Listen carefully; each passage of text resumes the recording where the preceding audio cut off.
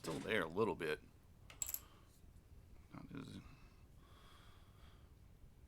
Hey Grim, how are you?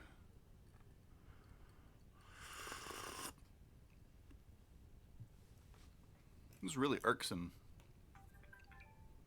Suddenly everything just decided to be buzz like crazy.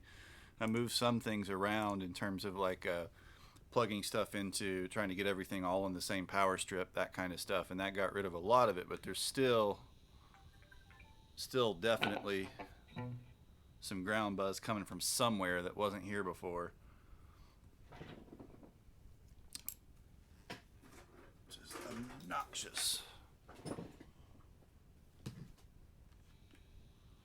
I'm not sure what else could be causing it at this point.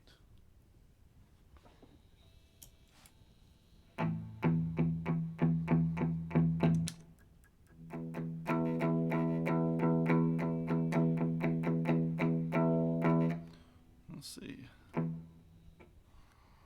I mean, it could be, but I mean, it wasn't doing it. I mean, there's always been a little bit, just because, you know, we've got a ton of stuff hooked up to a relatively small number of outlets.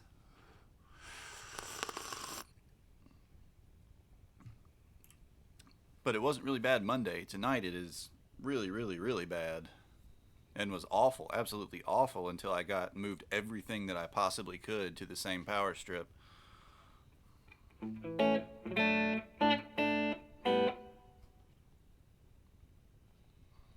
right, let's see. Let's see if this.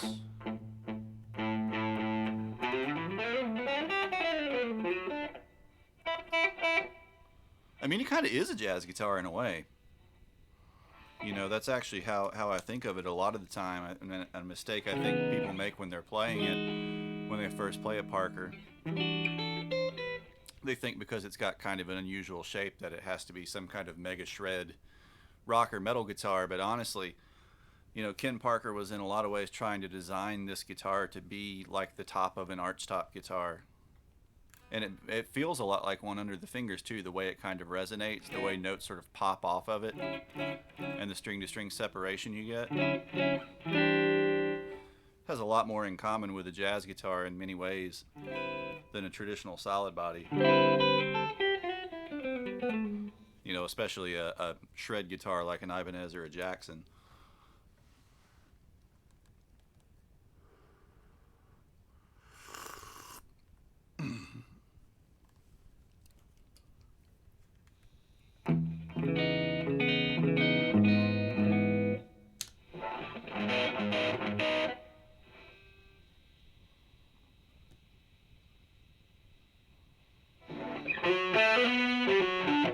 Where's all this high end coming from, too? It's not really turned up over here. I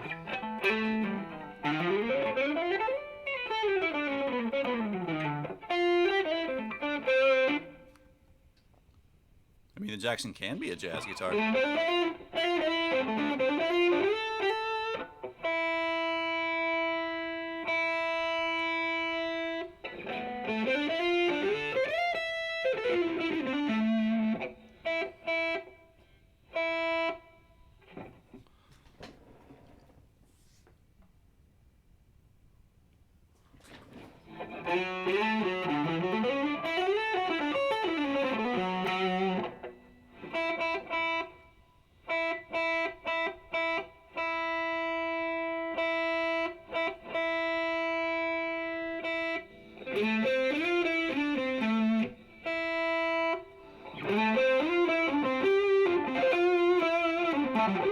That's a pretty thick sound.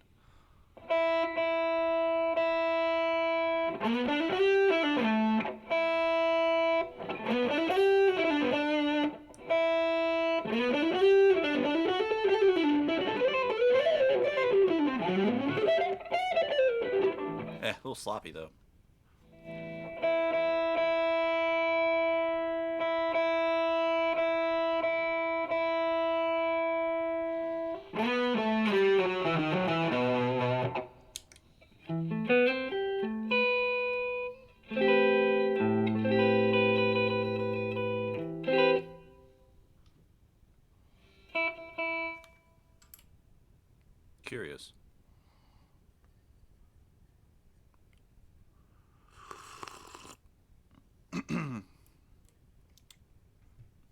But what's up with you guys?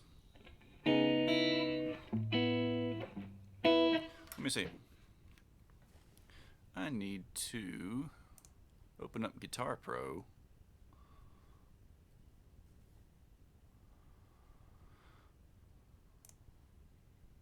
Where are you? There we go. And we'll just actually develop some, some little arpeggio and picking exercises and stuff like that, just kind of as we go along.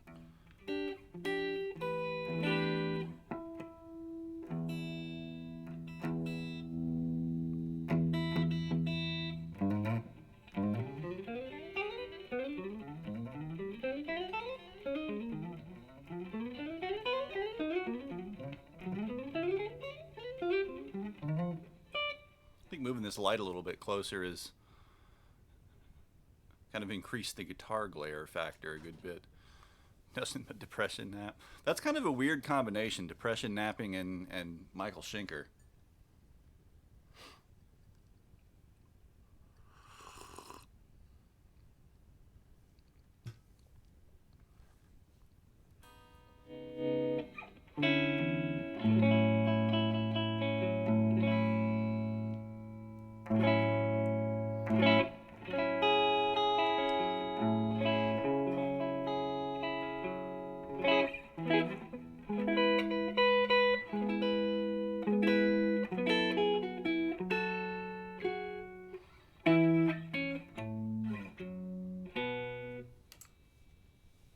Alright, so let me see.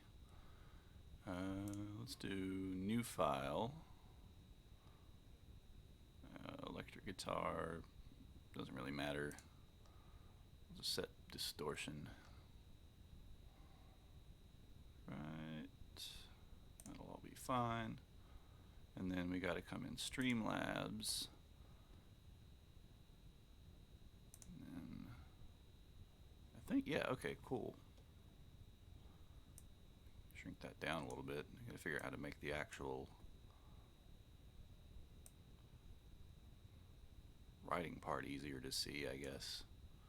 I think I can blow that up in Guitar Pro somehow.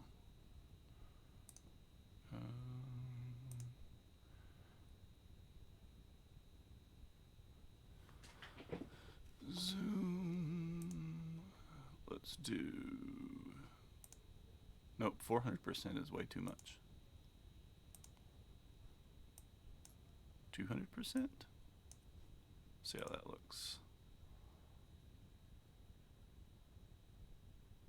Looks like that's probably pretty relatively readable. Wish I could get rid of the margins on the side though.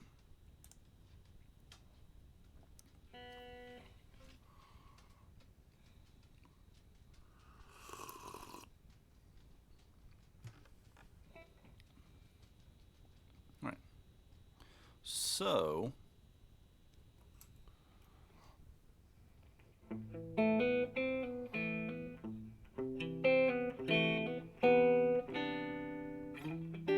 geez, 11 or 12's in standard? You're just trying to destroy your hands?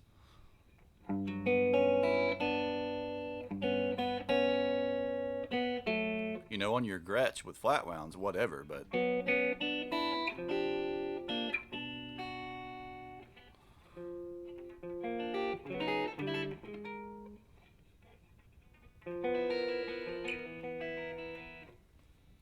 alright, so let's start off. I don't know if we really need to write out, if we need to write out that basic exercise.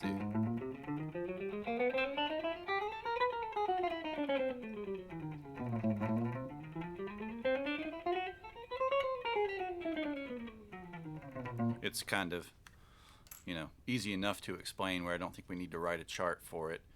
But maybe the stretching exercise might be a good one. That'll sound like butt with the MIDI distortion guitar. Should have set it to clean guitar, which I don't think you can change after the fact because Guitar Pro is dumb.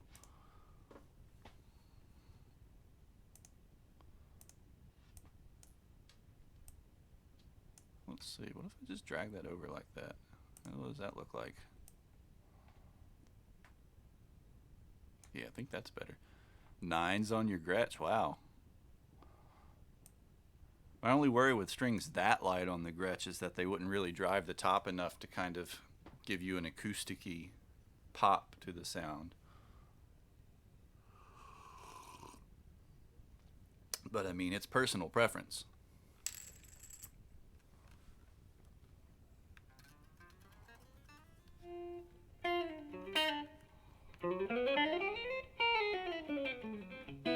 They're probably twangier, though. The 9s, I would imagine, would be twangier than the 11s or 12s would be. Hey, Facade, what's up? How are you? The guitar, unfortunately, can't read.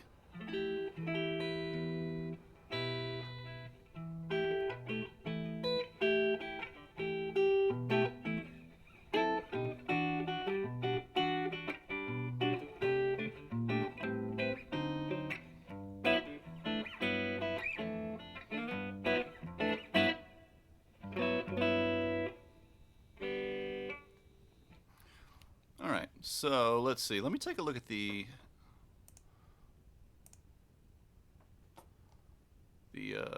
where's our chart channel? There we go.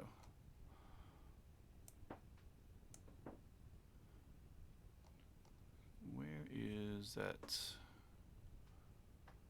arpeggio exercise? So what was that one? Is that one just...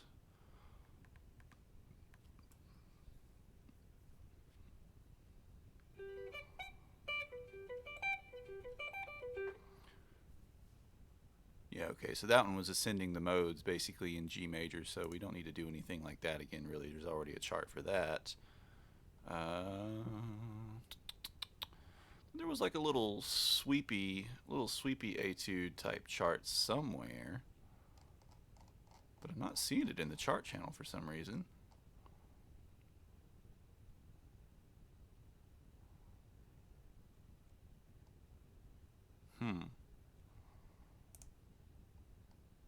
Wonder where it's at.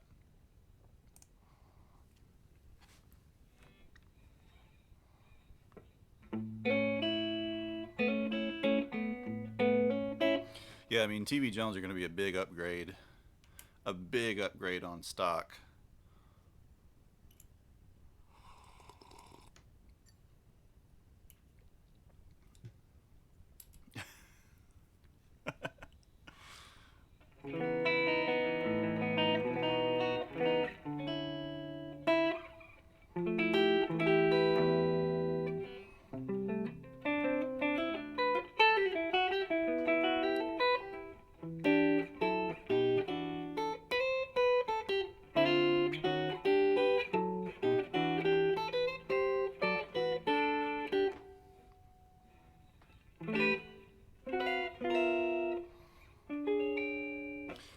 All right, so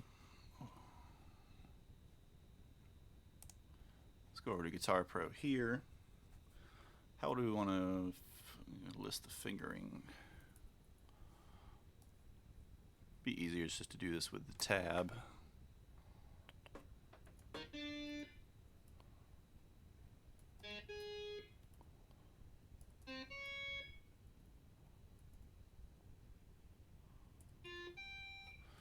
And we probably want to do these with with 8th notes.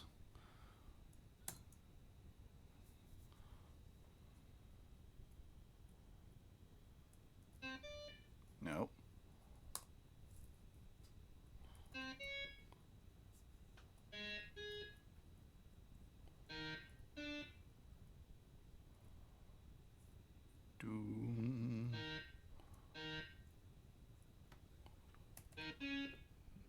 There we go. Or maybe even 16th notes just to try to keep it compact.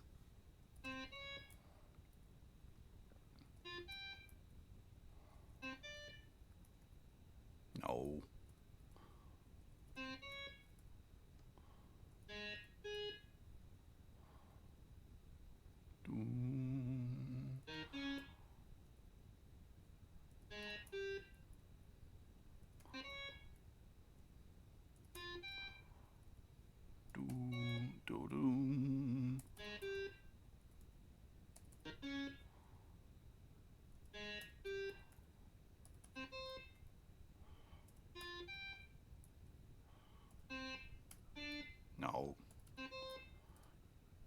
type quickly.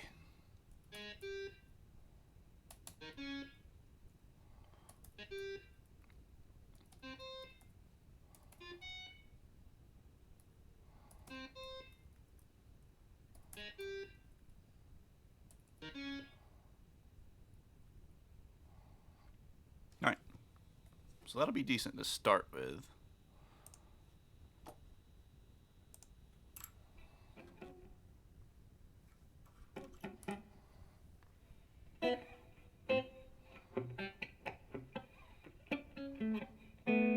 No, well, it's not exactly sweeping. Like, it's not straight sweeping like something like that would be. It is using economy picking, though. Essentially, this is a stretching exercise. This is an exercise that'll really, really, really, really work out your left hand in particular. The right hand is more or less just doing. Oh, hold on a second. The right hand is playing sort of a. You could start with an up or a down. That doesn't really matter. But then down, down, down, down, up, up, up, down, down, down, up, up, down, down, down, up, down, down, down, up, down, down, down, up, like that. You know, it's not really sweeping where we're kind of synchronizing the left hand pulses with the right hand to create that blah, blah, blah, blah kind of sound. But it is economy picking as opposed to alternate picking. You could alternate pick it if you really, really, really wanted to practice your alternate picking, your cross picking. It'd be really challenging at any kind of decent tempo. The main showcase, though, really is the left hand movement in it. You know, the right hand movement is just working to create this continuum. You can start just in the initial position, which is 12, 13, 14, 15 on the bottom 4 strings. There is also an inverted version, which most people actually find a lot harder, though it sounds a little prettier.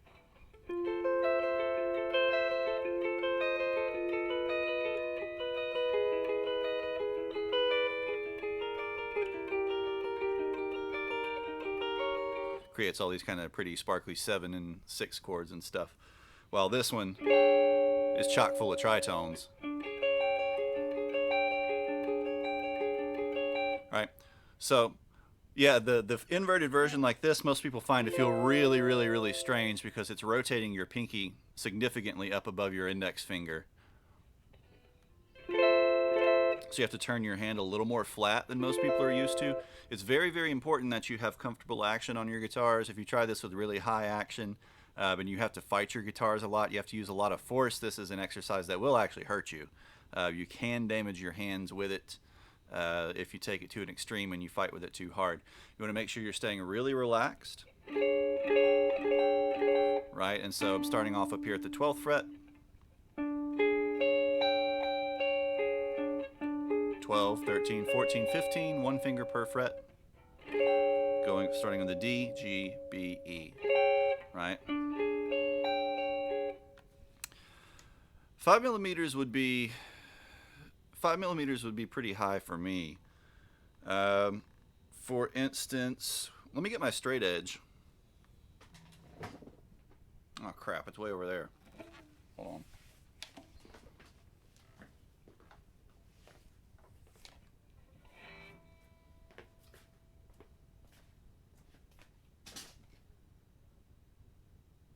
It was way over here. Where'd it go? Daggone it. Oh, there it is.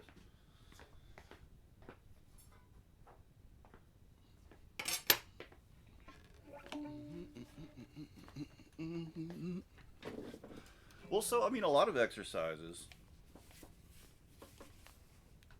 a lot of more technically demanding things. I need to raise this a little bit. Will damage your hands if you work too hard at them. You know, one of the real key concepts to developing technical skill is to stay as relaxed and loose as you can.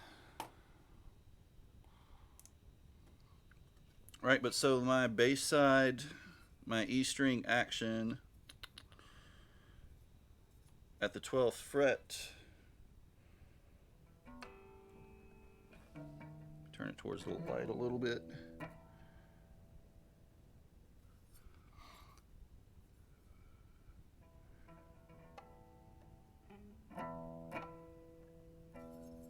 Well, that's actually, it's a little less.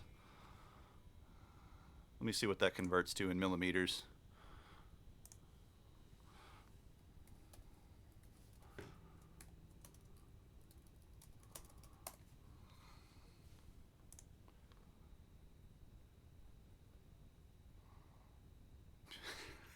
Good old Parker.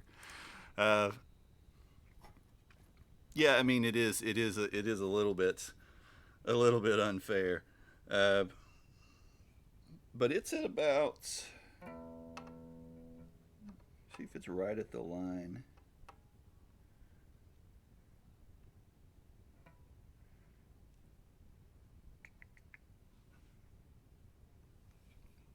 It's about a little bit under a 16th of an inch. So it's like slightly under 2 millimeters for the E string. I mean, it's pretty close to on the fretboard.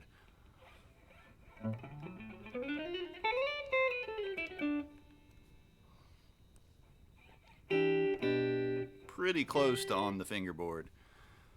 Well, so you can measure the action at different points. Usually around the 12th fret though is where your main action concern is going to be, because it's going to tend to be relatively comparatively low at the nut unless you for whatever reason have a nut that's cut way too high, which does happen sometimes, especially on really cheap guitars from the factory. They just stick a stock nut on it and they don't adjust anything on it. They don't take it down or lower the slots at all.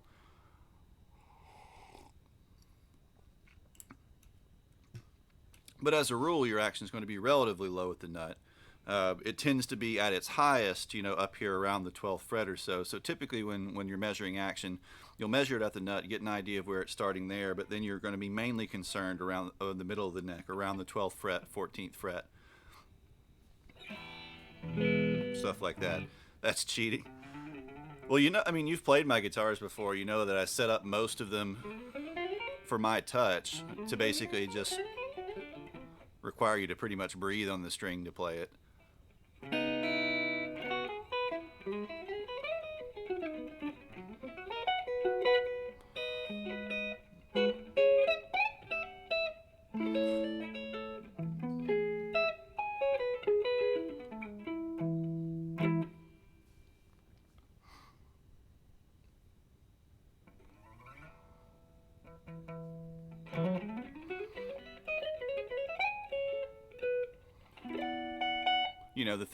The thing with having action that low though is you have to make sure that you keep your right hand in particular really under control, because if you hit hard at all, then you're going to buzz. And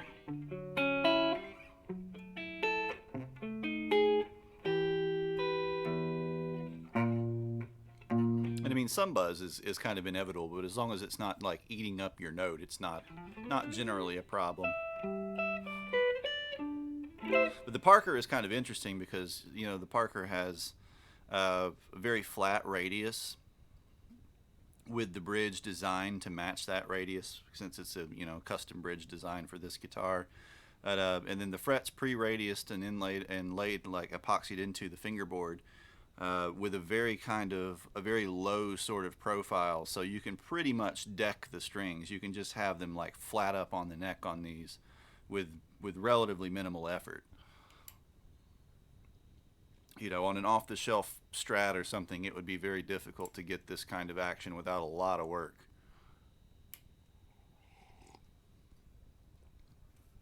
A lot of work. Which is one of the things I love about the Parker.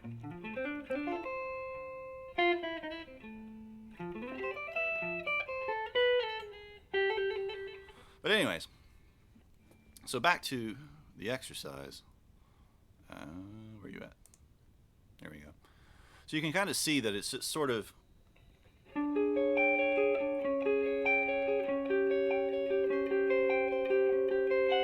following a very specific kind of pattern.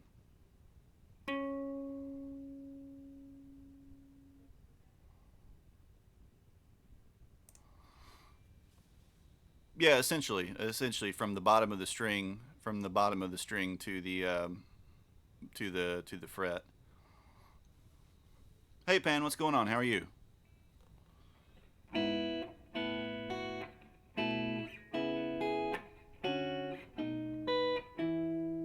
a second. There's a good, if it's still online, there's a good um, resource for guitar setup and action type stuff.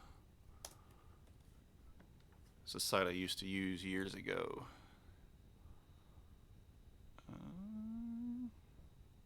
Oh shoot, it looks like it might be gone.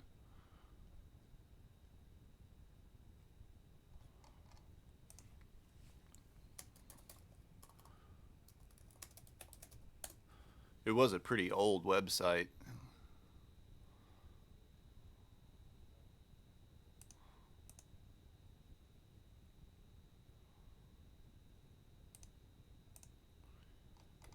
Well, no.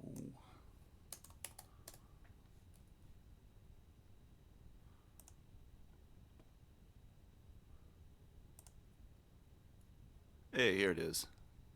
Oh man, it's still a really old website. He hasn't updated this thing at all. Like I haven't looked at this.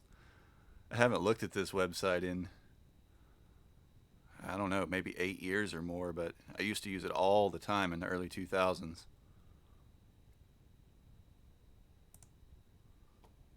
Let's see.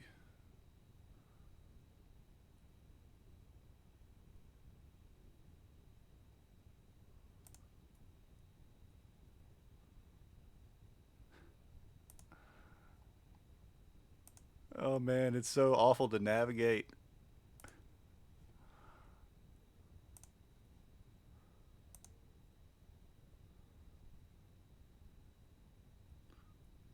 3 millimeters it ain't bad.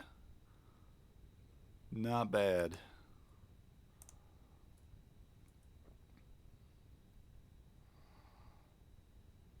I would say about Ableton, make sure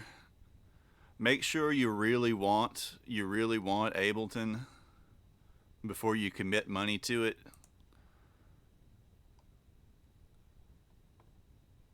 Because there are things it can do and things that it won't do. Uh, and you need to know if it'll do the things that you want it to do before you spend the money.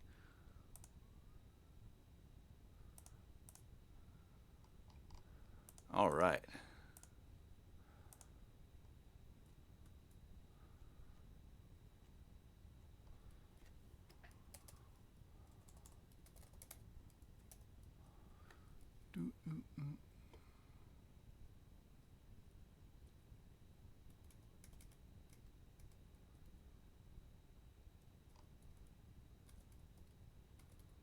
Check this website out.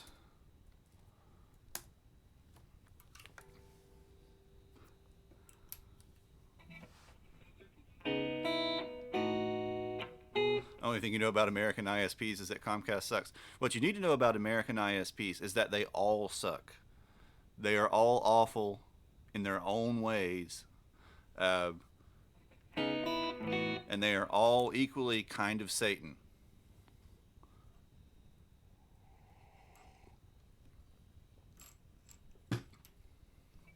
Because they have way too much power and control.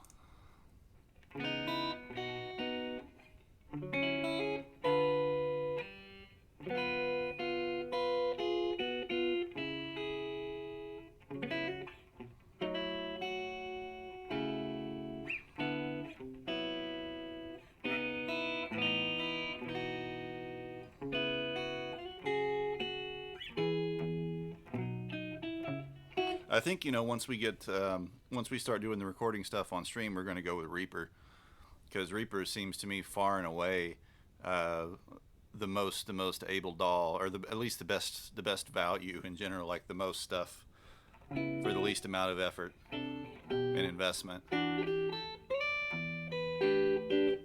mean, I know it's been getting picked up in a lot of seriously high end studios, which is kind of surprising, given the affordability of it. So let me turn the fan on here. Getting a little warm. Made hot tea because I was cold, and now I'm hot, so I have to turn the fan on. So, you could also play this exercise with hybrid picking with the right hand.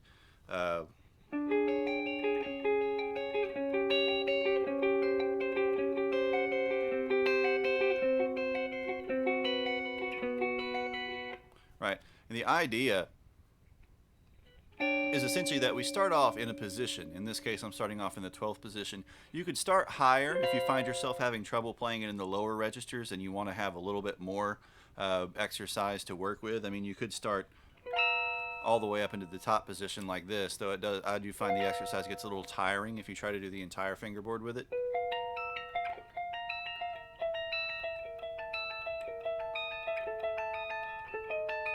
Yes, everything is actually just a Blue Oyster Cult reference.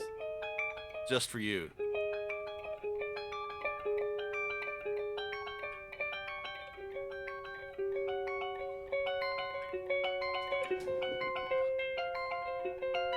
So in this case, I'm pick, pick, finger, finger, pick, pick, finger, finger, pick, pick, finger, finger, with the hybrid picking.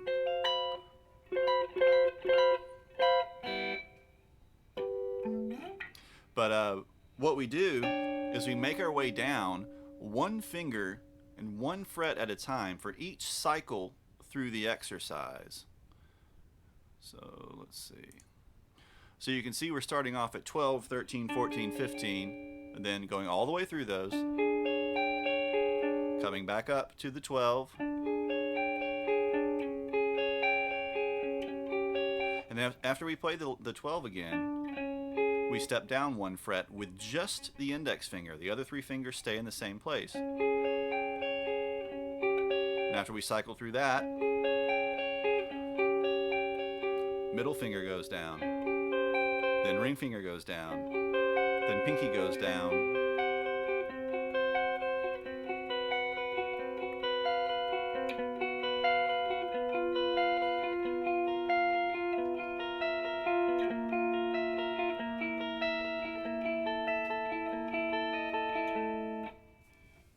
you could also eliminate, like, you could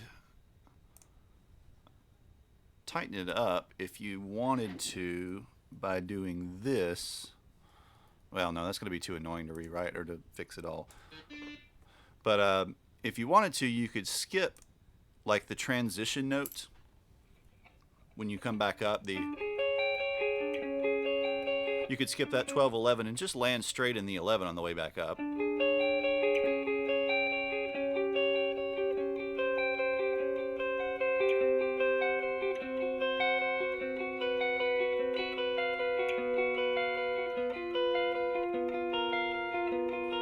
But a lot of people find it easier to add in that transition note because it lets them sort of keep their hand in position.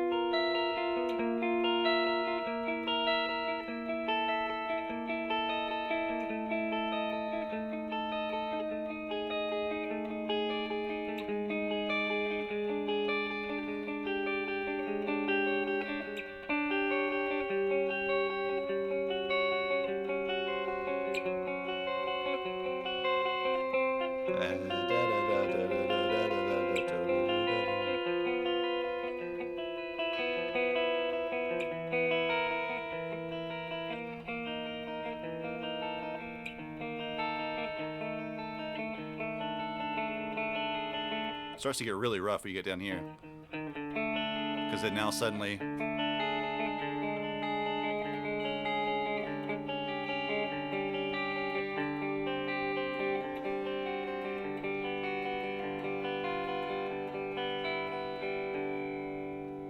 like that. So the idea is that we just sort of crawl our way down the fingerboard one fret at a time, and you'll start to find, or you'll find that the first,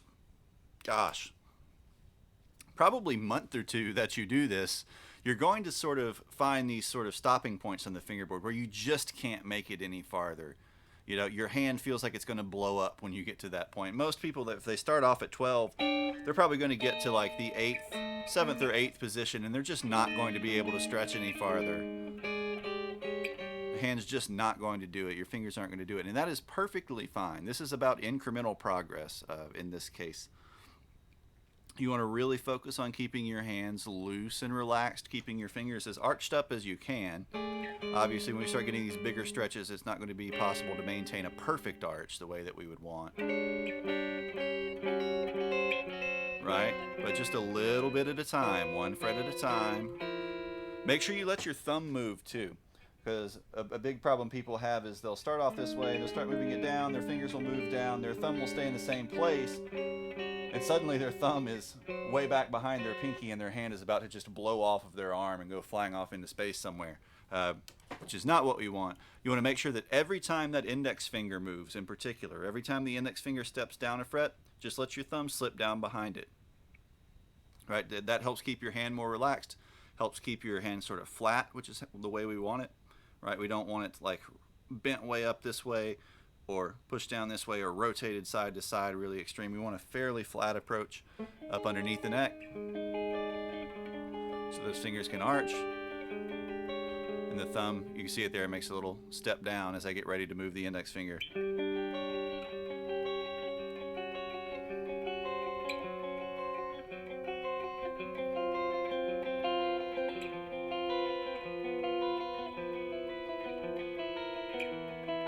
But this exercise will seriously stretch your left hand out over time. Comparatively, so like here's my right hand, here is my left hand span, significantly wider and much more able to stretch. Like if I apply pressure to it, I can stretch it even farther as though it were on a guitar neck. So this is really going to start working and stretching out your hand, but you have to listen to sort of what your hand is telling you. There is sort of a difference in feel between stretching, you know, the sensation of kind of extreme stretching, and then the sensation of things tearing. So if you start to feel really sharp and intense pain, just stop. Right where you are, stop, shake your hands out, keep them nice and loose, do something else for a while. Don't just sit around and do this exercise for like 30 minutes at a time, because you'll probably injure something. You know, pick it up, do it for 5 minutes, or do it for a few cycles, make it as far as you can, stop, take a break, do something else, play something else. Right, then maybe at the end of your session, come back and do this exercise again.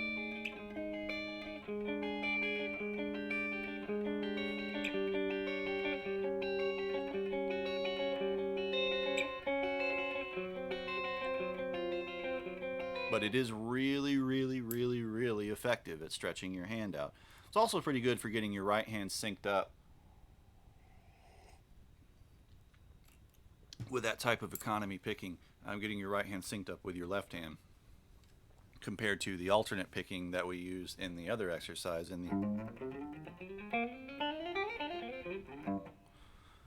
If your fingers won't move anymore, then you've probably been too tense the entire time. You'll start to find as you start to make the tougher stretches, you know, in particular, like say the middle finger to the ring finger, that tends to be a pretty tough stretch for most people as you get farther down the neck. But as you start to make those tougher stretches, consciously or unconsciously, your hand and wrist will start to tense up. They'll start to stiffen up. If you let them do that, if you let them kind of lock into a death grip, then you're going to hurt yourself, and it's going to be impossible to play the exercise. So you got to make sure you kind of consciously go like, okay, here comes the stretch. Let me stay relaxed. Get my thumb in position. Relax.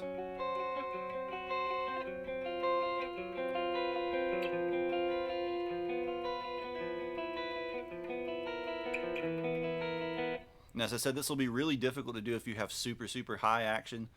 So I probably wouldn't even try it if you're playing with crazy high action. You're going to want to dial your action down to be able to do this. Because if your guitar is fighting you while you do this, it's just going to be rough. It's going to be brutal. So if you're playing with, you know, SRV action, it's a 1/4 inch off the fingerboard with 12s, then you're probably going to be out of luck with this one. But just make it as far as you can. Take it as far as you can down the fingerboard. All right, let me...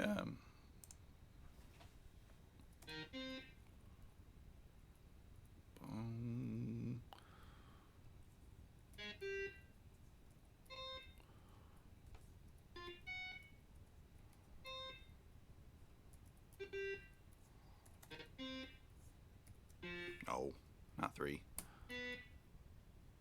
Whoops, no wait, wrong finger.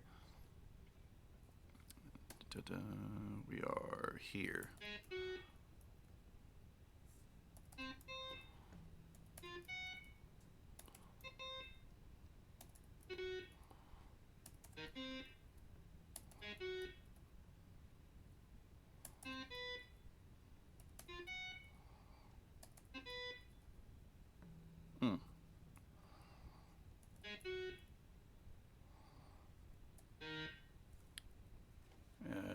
scroll over. So we are at 10, 11, 12, 14. And then where it's going to put us at 11.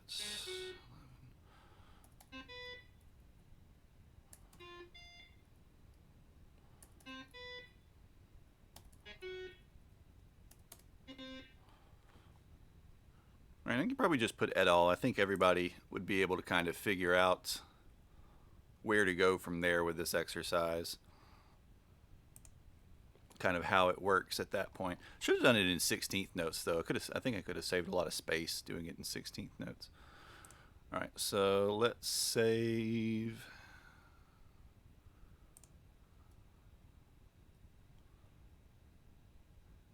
Come on.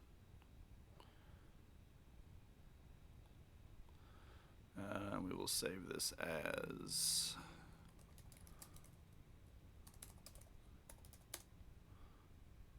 stretching x1, and we'll call it 1. So we may do the other version later.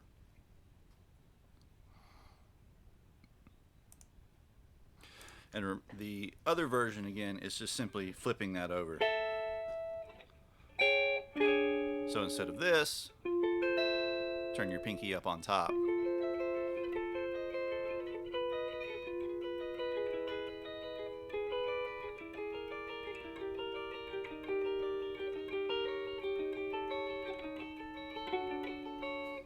I prefer the guitar over here for this one.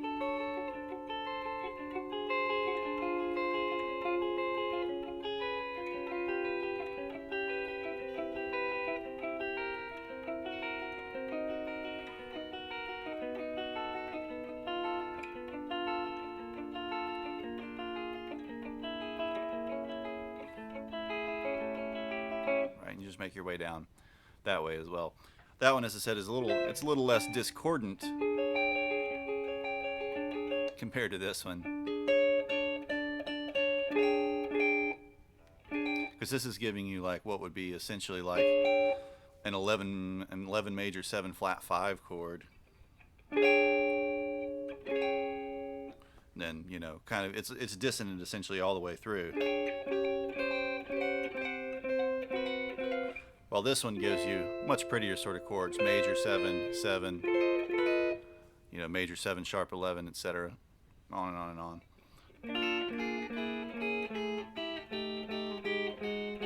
You can also just block them all out in chords like that too. That's rough. That's ridiculously rough.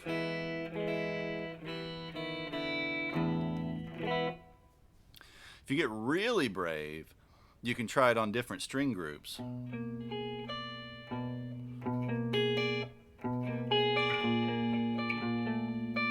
Right, and kind of skip different strings in between, but that requires a level of boredom that I rarely reach.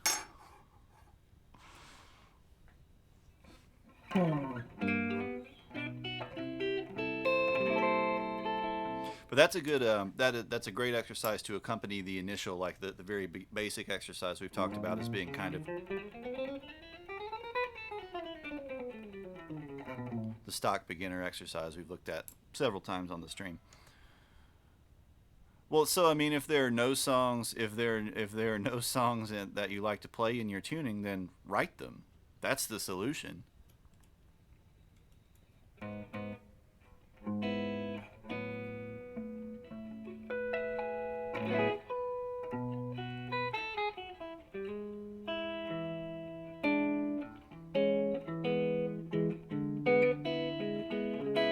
Well, I've been a guitar teacher for 17 years or something like that, so hopefully I know something about it.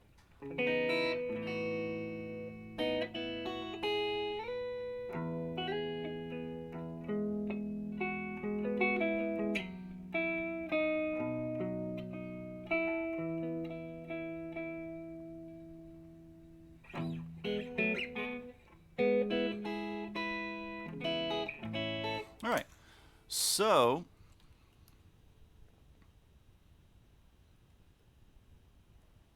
I haven't gotten a chance to watch it. I'll watch it later tonight when we get done with the stream.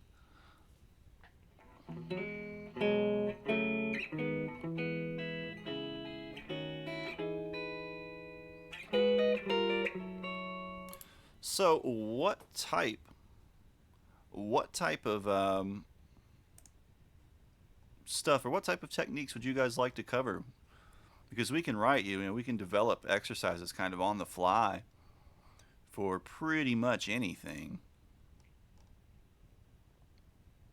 I mean, I have other types of generic exercises and things that we can write out. But if you guys have specific things you'd like me to cover and like to talk about, then I'd be happy to do those. Sweep tapping.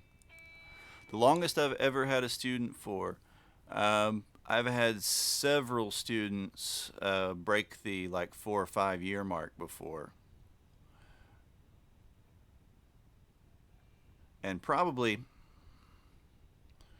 depending on how strictly you want to classify it, I've had some that would be almost lifetime. Like there are people that I've known uh, who I taught when they were kids and I was still pretty much a kid. I was like a teenager and taught them for years and years and years and years. And then even when they weren't taking official lessons, they'd still just hang out and I'd teach them stuff and show them stuff and all kinds of things. Get to see the results. Yeah, I've seen tons of my students. I've seen my students go on to study music in college. I've seen my students join bands and play shows. Um, all kinds of things like that.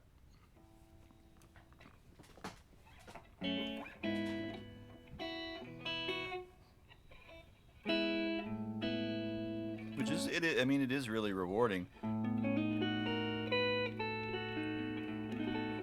And at every level and in different kinds of music. I've had very young students. I had a girl who started when she was 6, who is, I believe she's 9 now, and she went from, just kind of having a ukulele to mess around with that her parents bought her to where now she can sit down with. She has kind of a small sort of guitar. It's like micro guitar essentially.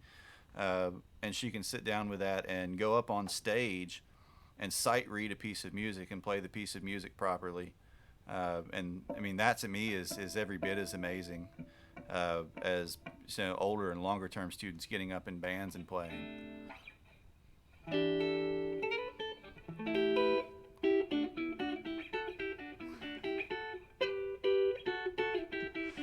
Yeah, I did have these 3 students that left after studying with me for years and years and years, and all they could come up with was some crappy punk band where they just play power chords all day and write songs that makes everybody hate them. Sweep tapping. Okay, so uh, let's see. Should we go if we write like a sweep tapping type exercise?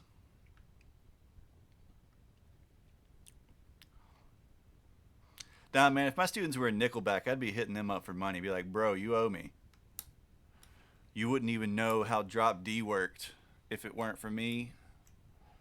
So give me money.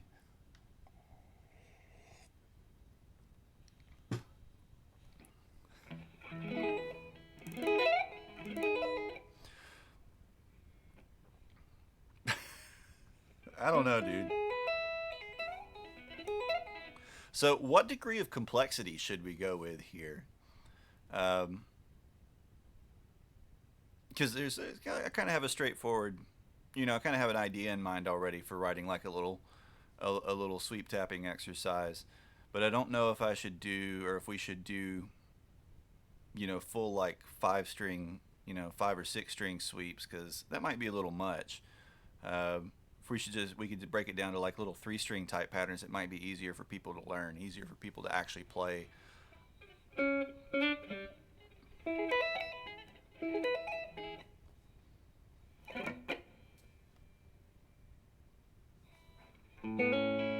I hope, Alec, you've banned yourself after that comment.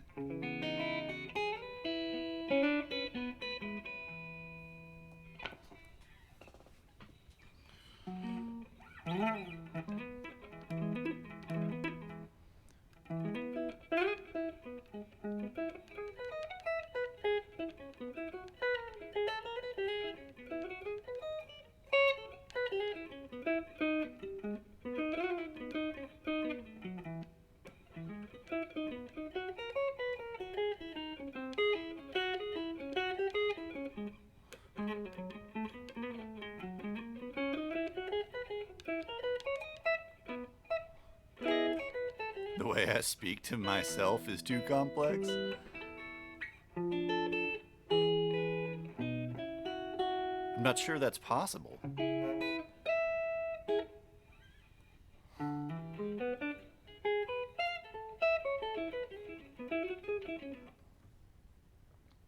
Yeah, that's kind of the point.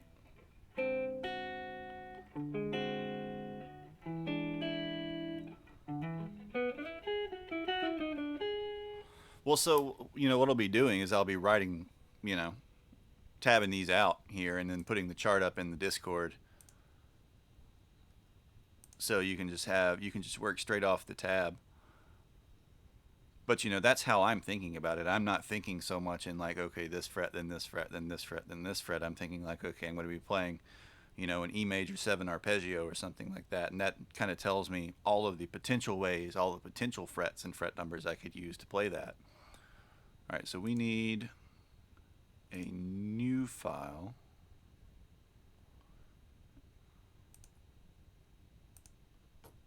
All right, let's get that. Looked like that 300% worked pretty well as far as visibility went. What key should we do it in?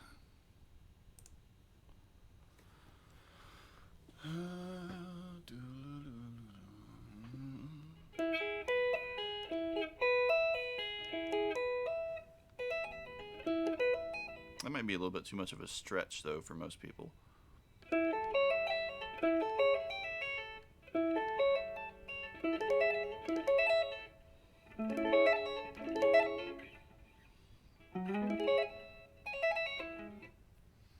Yeah, we'll reduce it down to 3-string sweeps. I think if we do 5-string sweeps, that'll be probably a little excessively difficult, especially if people aren't really familiar with the technique or the idea of arpeggiation. So let's see, what portion of the fingerboard should we start in?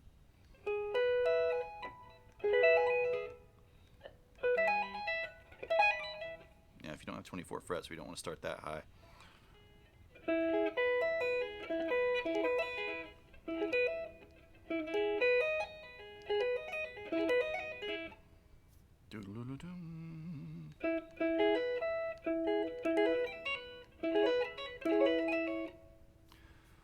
So what I'm going to do is I'm going to essentially outline a chord progression. I'm still kind of deciding exactly which one I want to do, but I'm going to kind of outline a little chord progression on the fingerboard.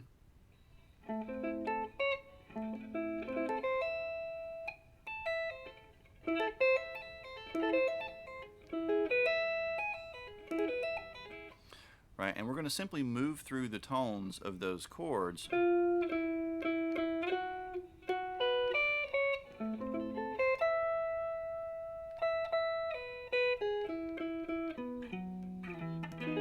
Right, and we're going to, at the top, I'm going to try to stay within just like regular triads, and we're not going to try to use any like 7th type chords or 9th type chords or anything to make it too spicy.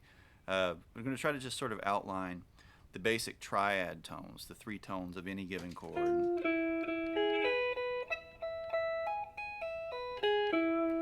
Right, and we're going to sweep part of that, and then we're going to tap the high note. Right, so in this case, this would be a little E major. And then we could move up to an F sharp minor.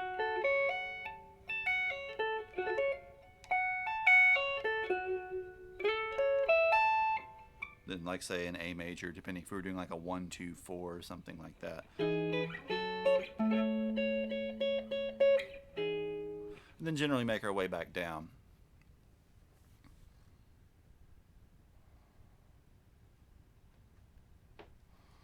Well, so the last song, in the last song that you requested, right, it was essentially using like a very, very narrow section of a key, so there weren't really many things that could kind of get out or sound outside or sound too dissonant or too harsh for the most part. It had this one little lick, or these 2 little looped licks, right?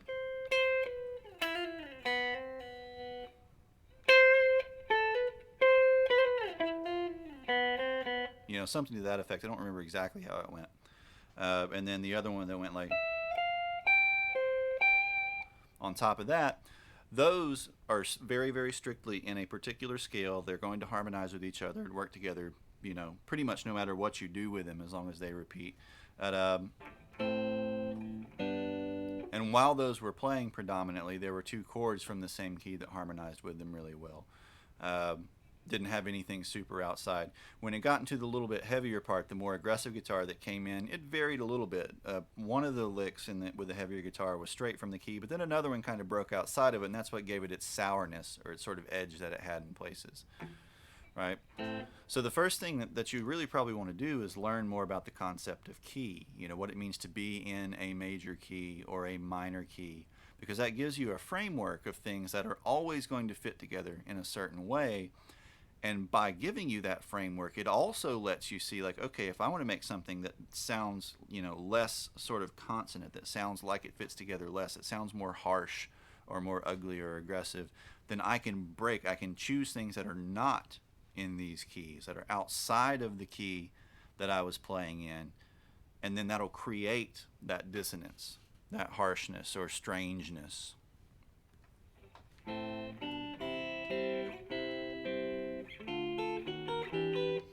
Key has nothing to do, absolutely nothing to do with the fretboard. All key is essentially a reference, a set of reference tones, or in this case intervals, referring back to a root tone. So if we're talking very generally about major keys and minor keys, we have a major key which would start with a given root. So let's say we pick the root C, right? Then we would simply follow the tones of the major scale relative to that C. So a major scale is a root, whole step, half step, whole step, whole step, half step. Does not care what instrument you're playing. It translates to guitar, it translates to piano, it translates to trumpets and saxophones and everything else, right? When we play it on guitar, we can play it in a box shape. We can start with a C here, and go root, whole, half, whole, half. Or we could go root, whole, half, whole, half. Or we could go root, whole, half, whole, half. Or root, whole, half, whole, half. Or root, whole, half, whole, half. Right? Just for that single octave. But once we get to the end, it starts over again, and we'll still be in the same key. So root, whole, root, whole, half, whole, half. Whole, half, whole, half, whole, half, whole. Until we essentially run out of range on whatever instrument we happen to be playing. But the entire time, I'm simply maintaining that set of references, that set of tones referred back to the root tone that I chose, the C in this case. A ton of different fingerings for it, a ton of different boxes it can be reduced to, but in reality, it's kind of an infinitely extensible series of references back to that root tone.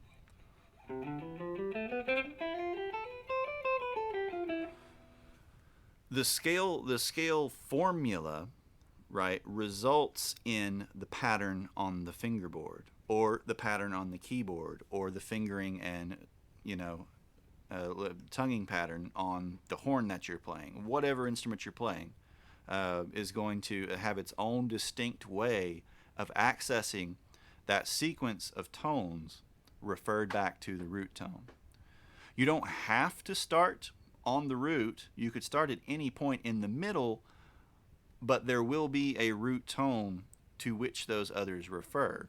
For instance, if I started on E and I went E, half step, whole step, whole step, whole step, half step, whole step, whole step, that would give me what's called the E Phrygian mode.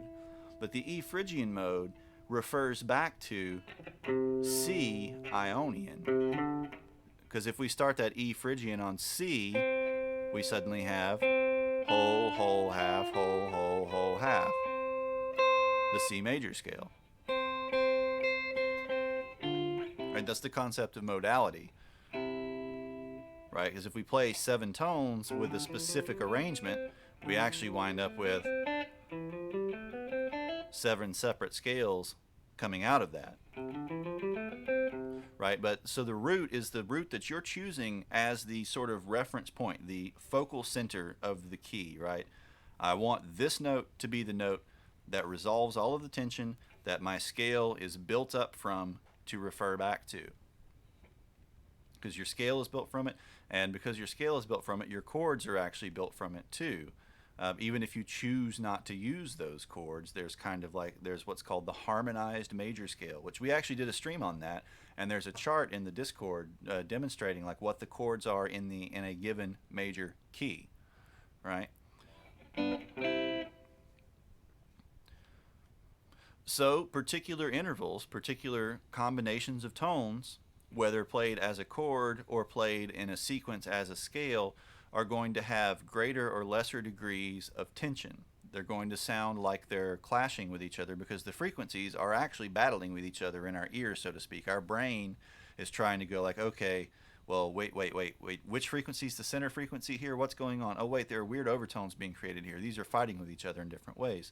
So that classic tritone is an example of one with a lot of dissonance, a lot of harshness. A minor second would be another one, an interval like this, where our brain has a lot of difficulty kind of resolving which one is the root tone or the sort of focal point. While other intervals are much less harsh. For instance, the power chord, the perfect fifth, is extremely consonant. Basically no tension at all. The major third has very little. The major six has very little. The minor six has a lot. The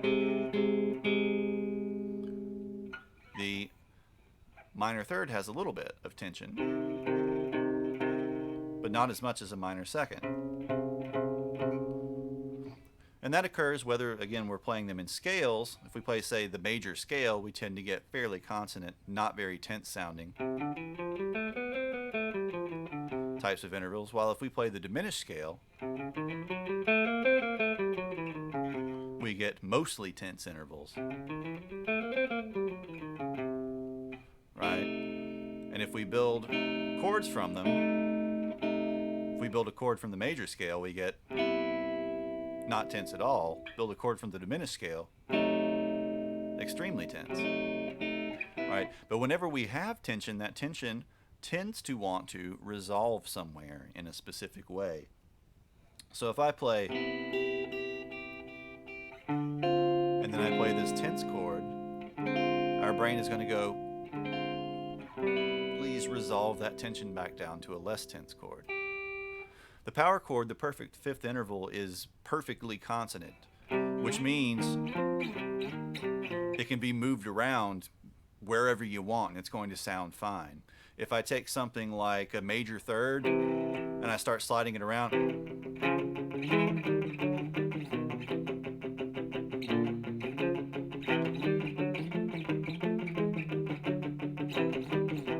our brain is going like, wait, what's happening? You're moving major chords around? Because our brain is hearing like these like major chords transitioning, because that major third tends to imply that there's going to be a major triad along with it.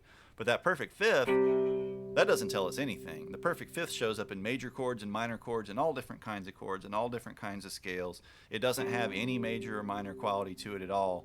All it does is make the root notes sound more full. So if we slide it around, it sounds perfectly fine. It doesn't, your ear doesn't care at all about it sliding around and changing.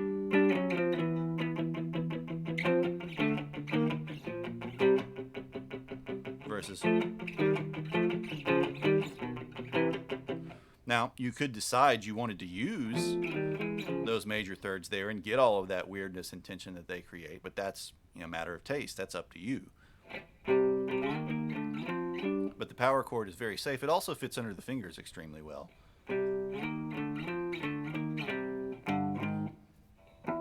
Which, in the case of guitar, never underestimate something just being easy to play as being a reason why it's popular.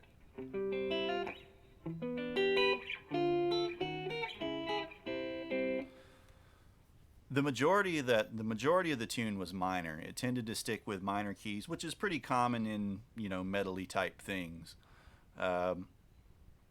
There were a few places in the heavier guitar part in particular where it kind of grabbed stuff a little bit outside of the key. It grabbed the tritone, the diminished fifth interval in one place, which made it kind of stick out. There was also a section where it changed from a minor sort of sound to a more what's called sort of a Phrygian dominant sort of sound, which is, you know, a name that probably doesn't have any meaning to you, but it's a scale that combines major and minor sounds, and it gives it kind of an ambiguity of an almost mysterious sort of character. Godspeed's formula, well, I mean, that's really, really broad ranging. They do a lot of different stuff. The big thing with them is, you know, they take their time. They take their time to develop themes, you know, whatever theme they've come up with. You know, they'll work through it slowly and kind of methodically, and then build and add a piece here and add a piece there and add a piece here and add a piece there. And then usually at some point there'll be like a really abrupt transition. You know, it'll get really, really big and then come way down. And then get really big and come way down. And I think that's actually their biggest strength, is more their dynamic control than anything else. Because usually, you know, harmonically they're not typically doing anything super crazy or super avant-garde, but they use a lot of interesting orchestration, a lot of interesting arrangement, and they really kind of manipulate the dynamics to sort of pull you into the piece and kind of manipulate you as they manipulate the dynamics. A theme just means like a you know, an idea, essentially a musical idea. You know, so something as simple as, you know, just like a little scale sequence.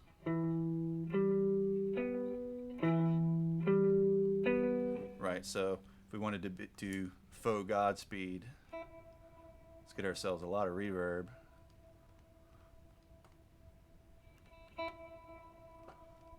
And some delay here. Right, so we could take just a little minor scale triad and develop a theme from it. We'll get back to, I promise we'll get back to the sweep tapping exercise writing at some point. But so in this case I'm going to use the E minor scale. So I'm going to start with the note E as my root, and then I'm going to build the minor scale formula from there. The minor scale formula is root, whole step, half step, whole step, whole step, half step, whole step, whole step. So if I play that in a sequence,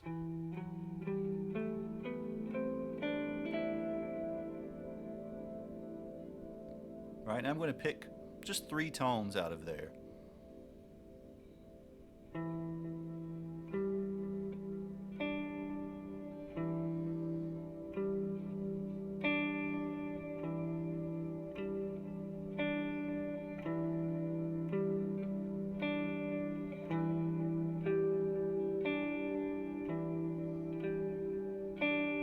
Right, just playing those this way starts to develop a theme. Just by repeating those over and over and over, you start to hear a little musical idea come out of it. In this case, it's super, super simple.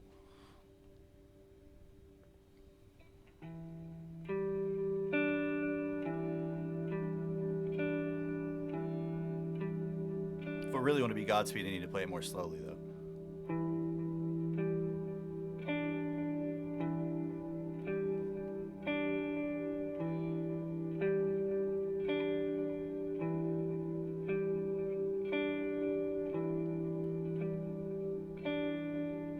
Right, and so you'll start to develop that theme.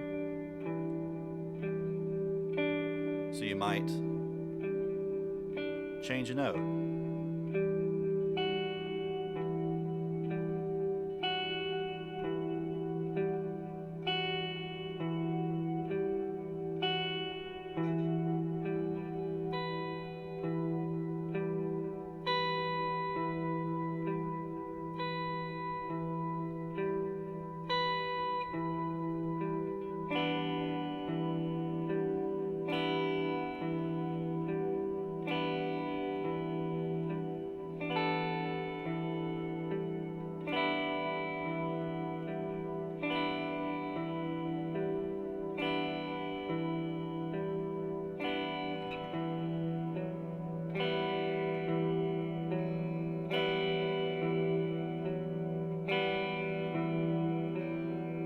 Right, and so all I'm doing is I'm slowly transforming little parts of that theme. I'm changing in one note here and there, adding one note here and there.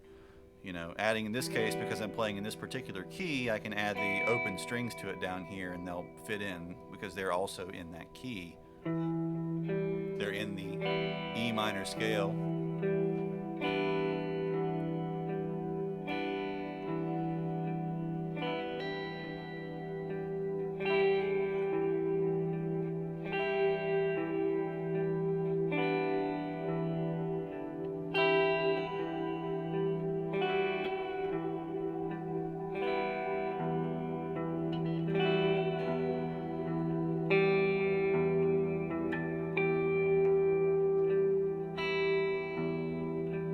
No, I mean, that's fine. You start with really, really simple things, right?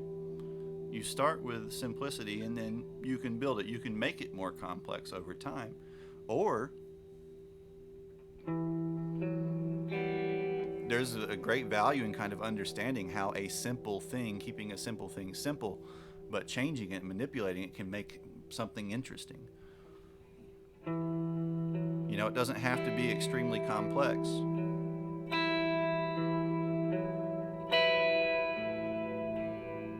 So in this case, like, I've changed from this. Now I'm going to play the open A string as the bass note instead.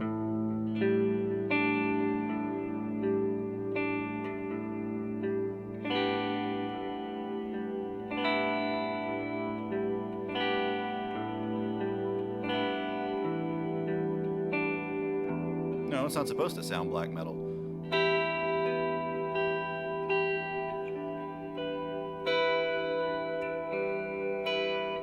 Right? But gradually start evolving that theme. And so then I'll start thinking like, okay, well, where can I take this? Well, I know I'm using, if I want to stay sort of consonant, I'm in the key of E minor. I'm using the notes in the E minor scale. Right? So I might transition to, say, like an inversion of the chord.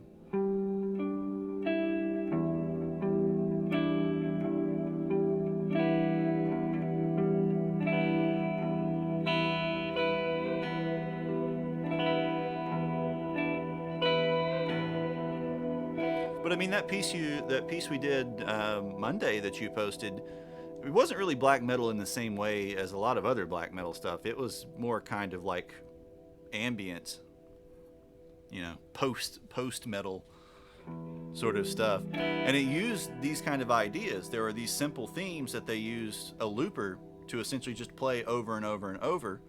And if I had a traditional looper, we could actually go whole hog on this. I need to get one, I guess. I'll see what kind of Black Friday sales there are. Right, and then you take that and then you add a layer to it. And you add another layer to it. You add another layer to it. You can start making it louder. You can start making it softer.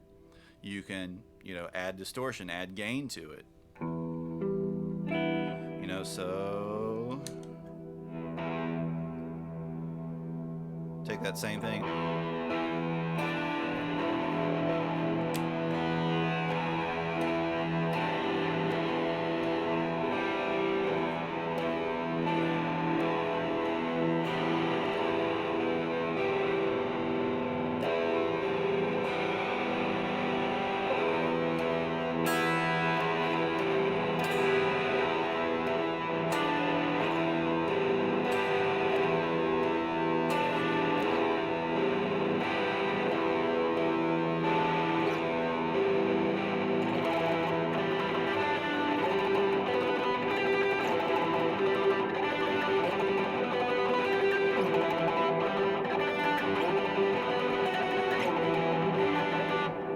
Start adding different techniques to it.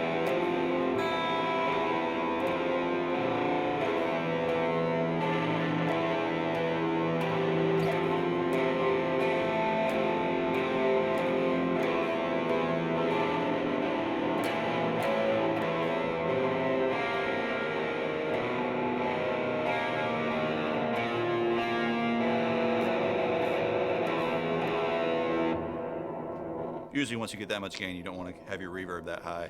Just kind of completely mushes out, but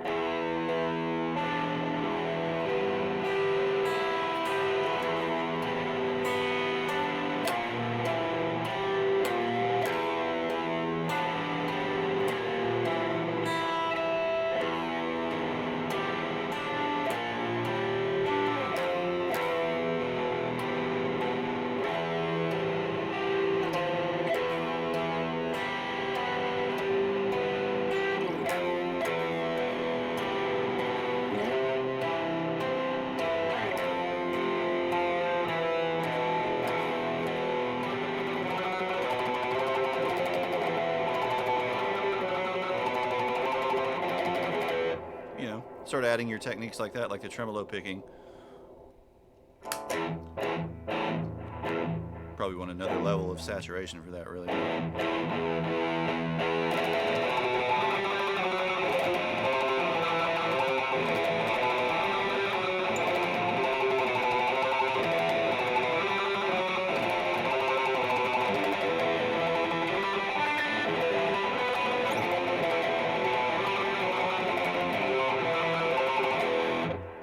You know, taking those same kind of themes, those same simple little themes, and just varying the techniques that I'm applying to it, varying the dynamics that I'm applying to it.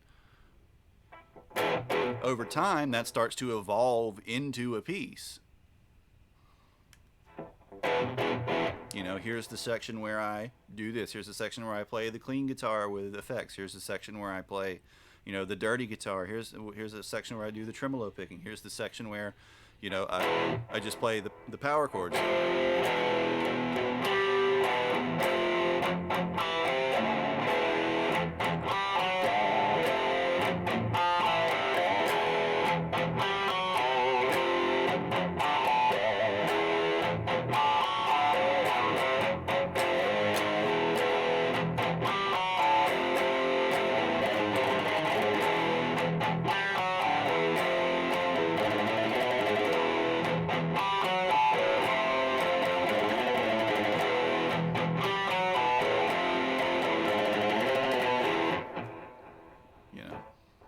And then you piece it together. You evolve each one of those little bits and pieces and then start connecting them into a complete piece of music. But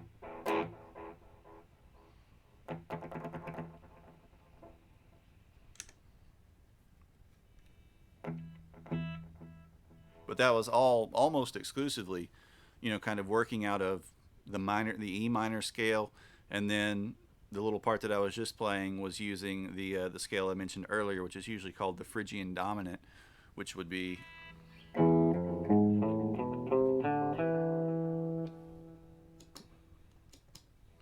root, half, one and a half, half, whole, half, whole, whole. You know, and it has this kind of almost Middle Eastern-y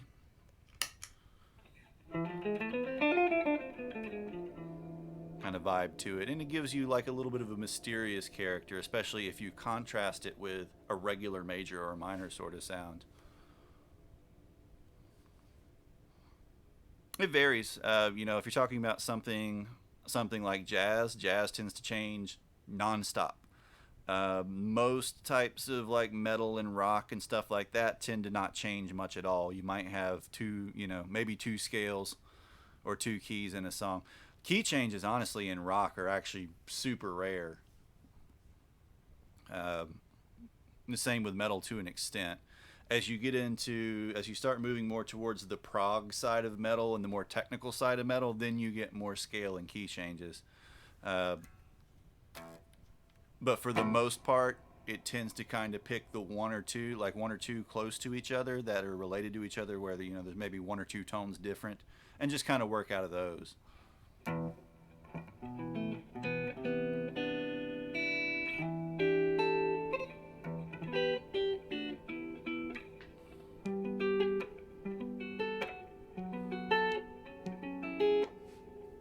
especially if you're doing something that's more on the, man, that's a lot of reverb. If you're doing something that's more on the atmospheric side, lots and lots of scale and key changes tend to sort of break the atmosphere. Like a big part of post-rock, that kind of business, is pulling the listener into the kind of atmosphere of the song.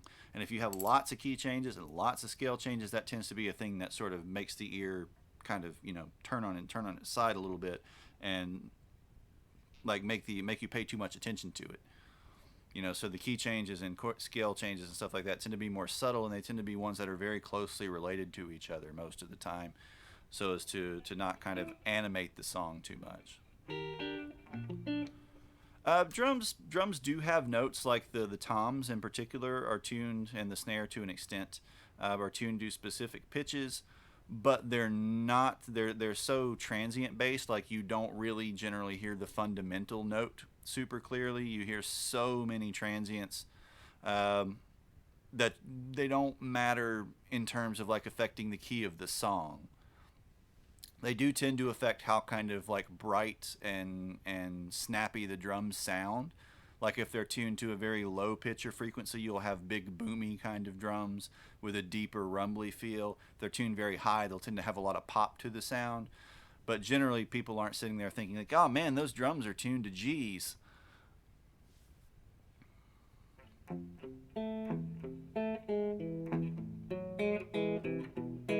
But whenever you hit that drum, you're getting whatever you've tuned it to plus a zillion other frequencies all around it, and your ear can't really go like, okay, this is clearly in the wrong key of this, compared to the other instruments in the song. Unless you're talking specifically about like a clearly pitched drum. There are drums that are designed to be tuned to eliminate those transients that are tuned to specific notes, but those aren't drum kit drums. No, I mean, because note is relative to a musical system. The idea of notes in a Western musical system is specifically referring to 12 tones. Uh, the seven natural notes and their sharps and flats.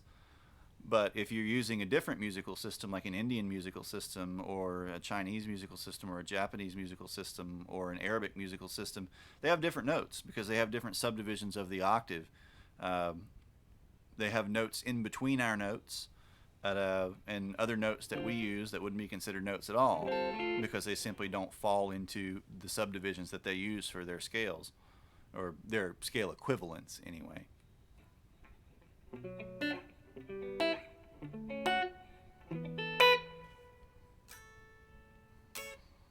Yeah, sometimes I mean, like if you're going for a certain vibe, you can definitely have the drums tuned the wrong way for the vibe that you're tuned to. They're not generally going to like make you sound out of or make sound like they're out of tune, but they might not necessarily fit with what you're going for. Is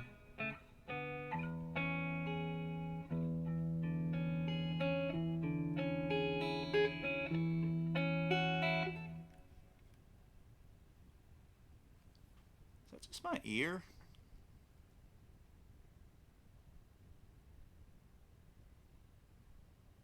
It's heard like a really weird high pitched vibration somewhere.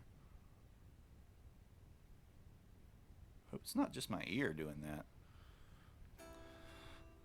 Convert it into a binary file.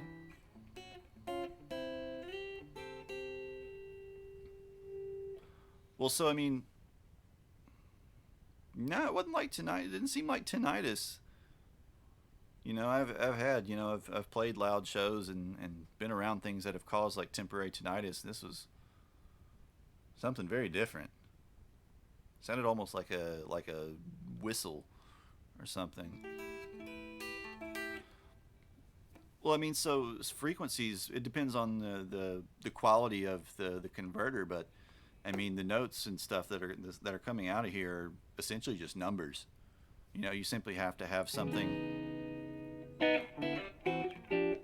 that is capable of interpolating like, okay, it's moving or it's producing this particular frequency set, these particular numbers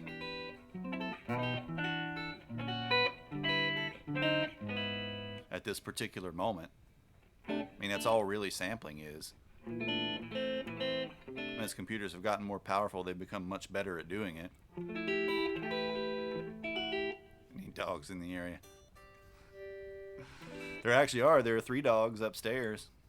I thought about making a point thing to go get the dogs, but they're all pretty much sleeping right now. They'd probably be annoyed if I drug them down here.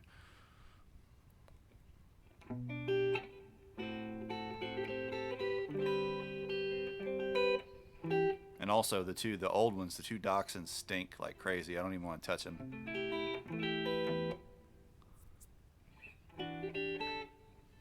They somehow find a way, even when we have them bathed, they somehow find a way to just make themselves smell horrible again immediately.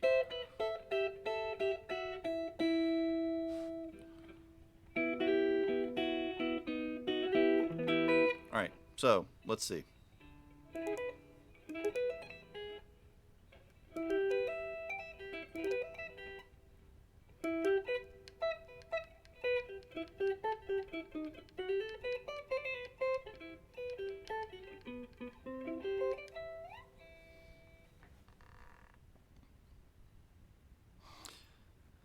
Like programs? You mean like the equivalent of computer programs? I mean, if that's a thing that helps you think about them, then of course. I mean, there are so many different ways you can approach writing, um, and people have in fact approached writing pieces of music in a programmatic fashion, um, as in like here's the particular chord set or scale set or rhythm set or whatever set that is going to produce this effect, and I'm going to combine it in this particular way. And when I do that, that means then perhaps these are the next ones that plug into it. Um, I think that it misses, or that it's not. A program is never going to have the kind of ambiguity that a piece of music is going to have. I think, or that a song is going to have.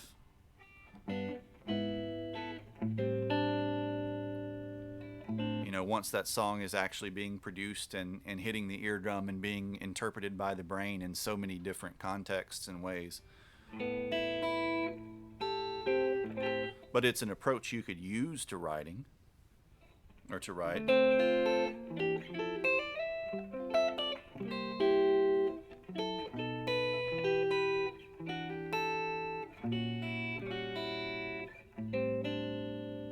Depends on the song and the type of song. You know, there's some styles of music where I tend to think about them in a more kind of cut and dry sort of way, especially when it comes to creating them. Like this is the process, these are the conventions, these are the scales or whatever that happen to be used in this convention, these are the types of changes, harmonic ideas that tend to be used here. So if I'm going to write one, I'm going to go about putting it together in this particular way, just kind of like with doing these little exercises that we're trying to write tonight.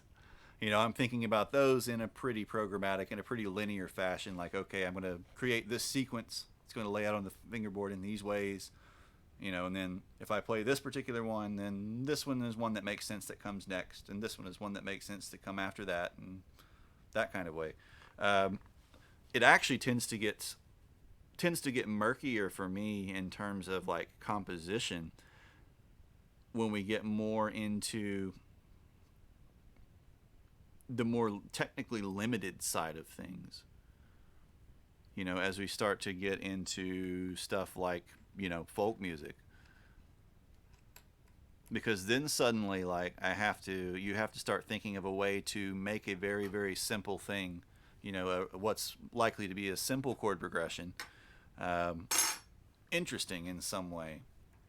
So not only do you have to write presumably interesting lyrics if you're writing music with lyrics, that have some type of meaning. And once you add words to something, then potential for meaning and emotional depth, is exponentially, infinitely um, more complex. Because a lot of people have difficulty, I think, relating to purely instrumental music these days, sadly, at an emotional level. Um, but I think it's kind of baked into language that once you add language to something, there's now a great deal more potential complexity, or potential for complexity. But then you have to think of a melody that suits the type of relatively simple harmony, as well as any words that you've written, that is still interesting in some way. Whether it's interesting because it is conventional or because it breaks from the convention.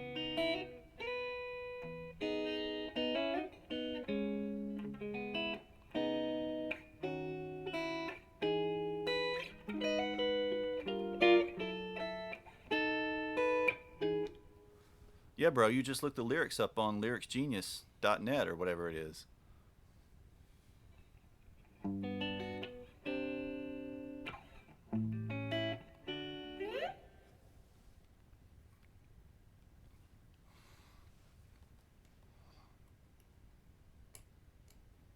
I'd say it's difficult to play even with pure improvising. It's difficult to play. Like if you're in actual performance mode, you know, where you are performing or playing something, it's difficult for it to have no meaning, or no meaning is like a difficult word to use in this case, but no sort of impact at all, or no ability to connect or have emotional resonance at all. Even playing completely random things, the sounds of, you know, the disjointed and dissonant nature of stuff may make it difficult for people who are unfamiliar with that type of sound to connect. But then the harshness and disjointedness of it, and the unpleasant sense of unpleasantness that it creates in the people who are listening to it, means that it does have a type of resonance. Sure they do, because you got to mumble along with it.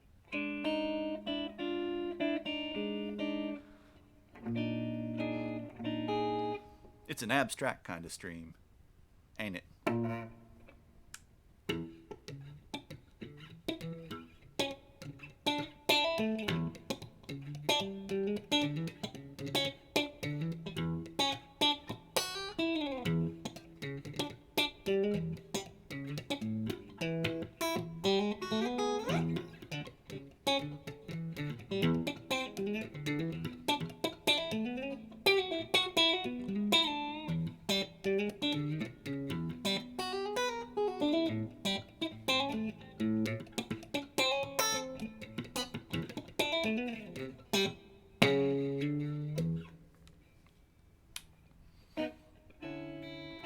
Alright, so that's quite a diversion. Quite a diversion, but an enjoyable one. You know, asking questions really makes the stream work. It makes the stream much more interesting, even if the questions are only extremely tangentially related to the initial topic.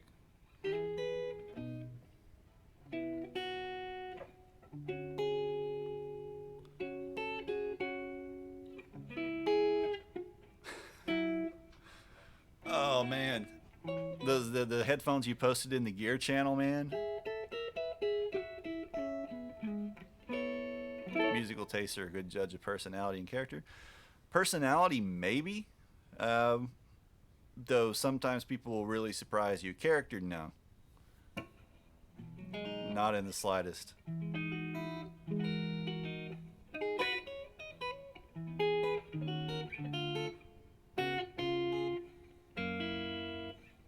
I think certain genres may tend to attract certain types of personalities.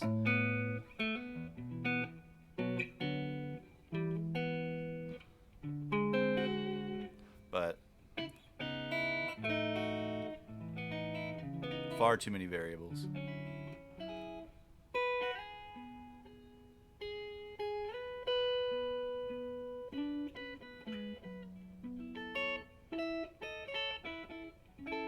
Well, see, you just got to crack them open.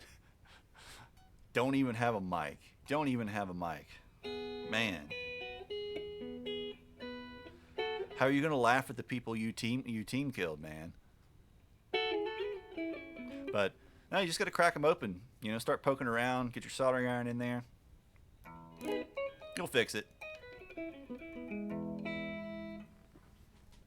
All right, so let's see. Should you do this in a major key or in a minor key? Minor key might be slightly less stretchy.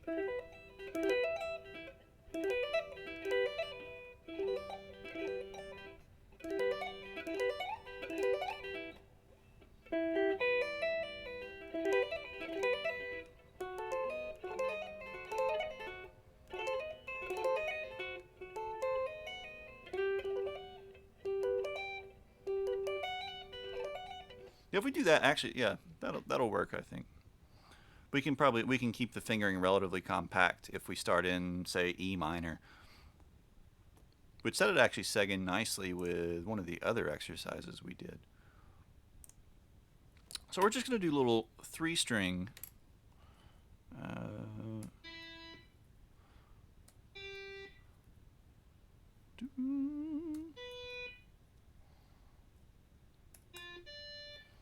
All right, now I got to remember how to do the. Nope, it's the other way.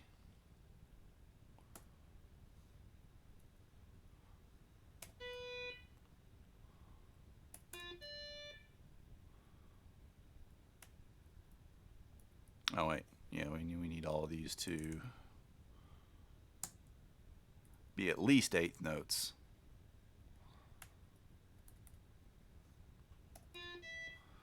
All right, then I gotta look. So close parenthesis is the shorthand for that. Okay.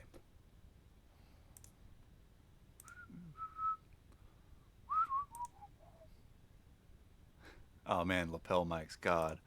Oh God.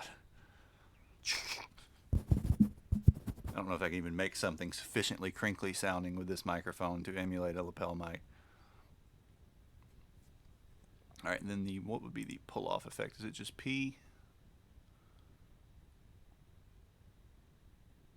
Left hand, palm mute, slide. Hammer on, so it's just H again, okay.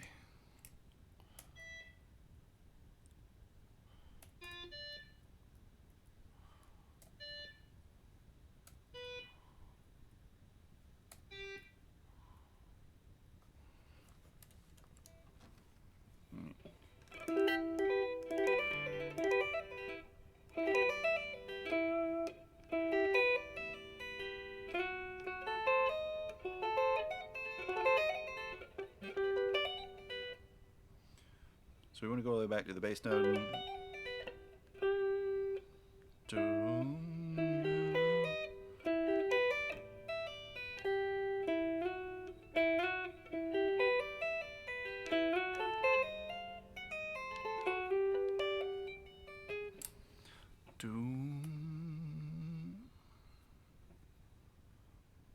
So then, should I treat it as a grace note?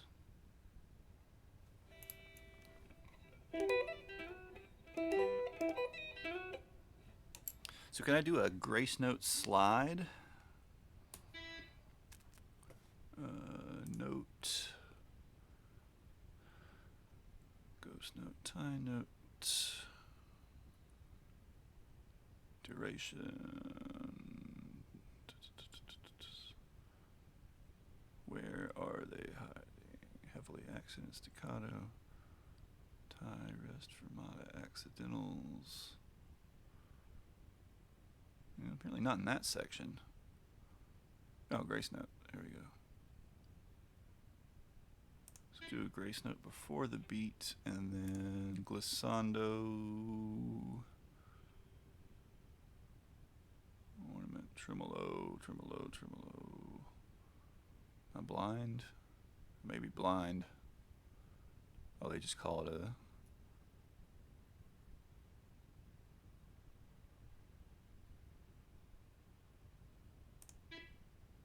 Oh no, wait, we want it on the next note.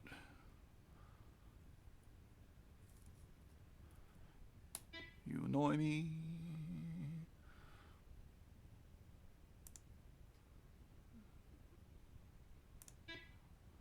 Okay, grace note. And what a grace note is a note that essentially has effectively no duration.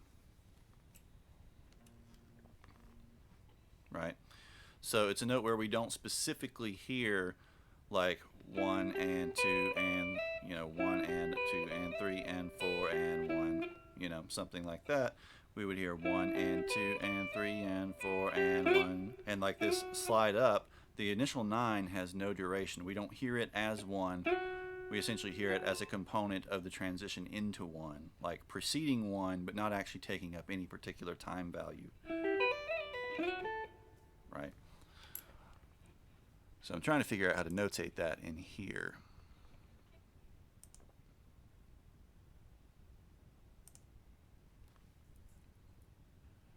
And then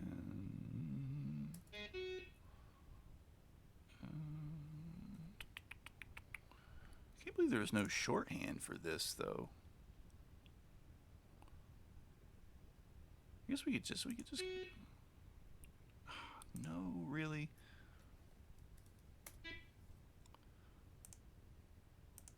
How do I remove the ornaments? Wait, let's Control Z, Control Z.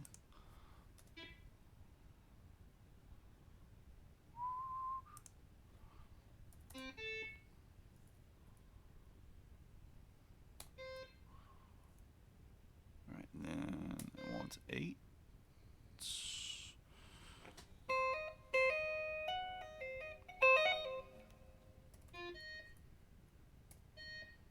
Well, actually, I don't need that.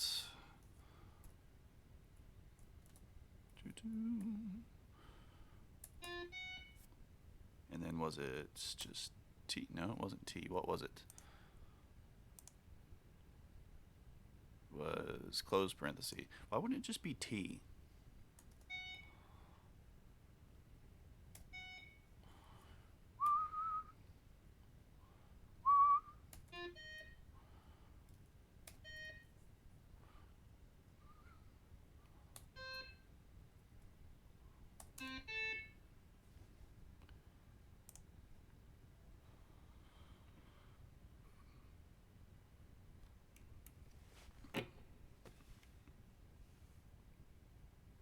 Yeah, some of them do. That's sort of the problem. Butane. Yeah, don't let me catch you with using butane or any of those bastard gases. But tabs. That's sort of the problem with tab is there's not a tab standard. You know, there's not standard tablature as there is standard notation, depending on the time period and the instrument and who wrote it. Especially in the internet age, who wrote it, you'll see wildly different things, symbology on tabs. Wildly different. Just the advantage, one of the real advantages of standard notation. It's standardized. You know, it's going to be the same way pretty much all the time, at least until you get back into like the pre-classical era. Band in a box? I don't think so. Right, so essentially what's going on here, I can blow that up. I can probably make that a little bit bigger.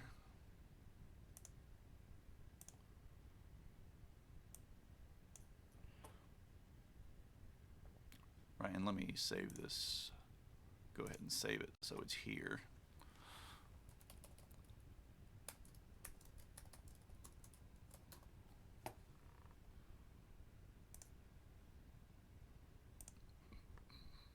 So essentially what we have going on here are these kind of little arpeggiated phrases. So I'm starting with an E minor arpeggio, in this case. 9th fret on the G, then 8 on the B, 7 on the E.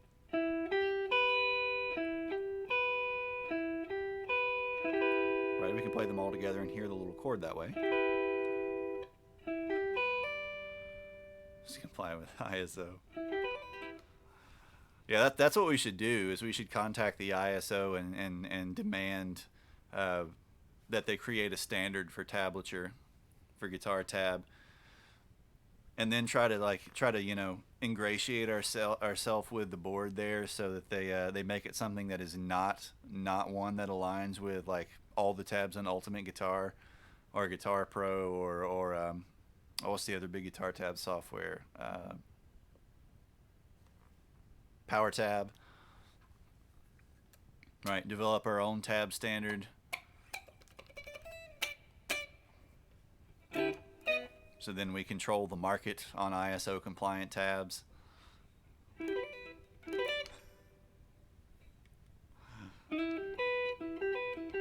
Alright, so starting off with a simple little triad. Right, then I'm adding the minor 7th to it by hammering on when I get to the bottom note, hammering on to the 10th fret. Then I'm tapping with my middle finger the 12th fret, which is the octave of the E.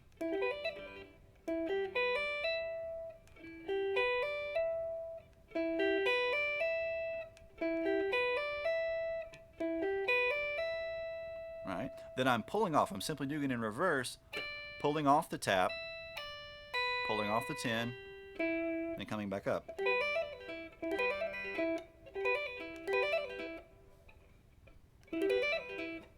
And in this case, you kind of require, again, fairly low action, because when you're tapping down here, you're not going to be able to get a full deep pick attack that you would be, you know, if you were sweeping and picking lower down on the fingerboard, because you have the pick guard acting, or I mean the fretboard acting kind of like a stop for the pick depth when you're up here. So the most of the sound that you hear in the sort of retrograde part, or the reverse part of the sweep, is mostly just hammer on, actually. Right, because I can't really do this and then get the pick up underneath here to pick them up back on the way down cleanly. So there just isn't space to get the pick in there. So again, if you have super high action, it's going to be hard to do. But if you're the type of person that plays with super high action, you probably don't care about sweep tapping anyway. So it's a self-resolving problem, right? But when I come back up that, I'm going to transition from that E minor arpeggio, or E minor 7 arpeggio, really, because we're playing that 10 there, into an F sharp diminished.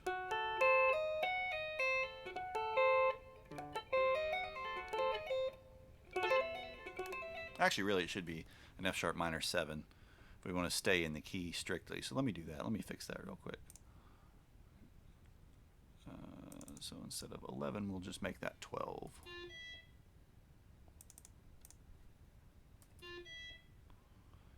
Because really, when we add if we add the 7th and we're staying strictly in the key, we need a minor 7th instead of a diminished 7th. There are some cool tricks we could do if we left it as a diminished triad or diminished chord.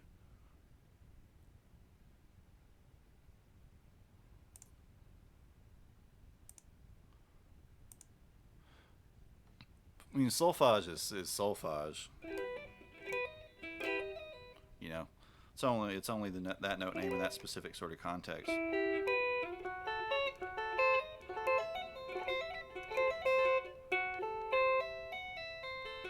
Right. So the next little bit, we're going to take this diminished shape. So minor shape.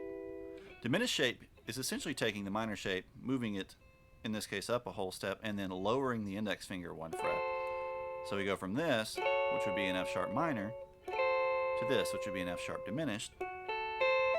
Then we're hammering on to 12 here, the minor 7th, and then tapping 14.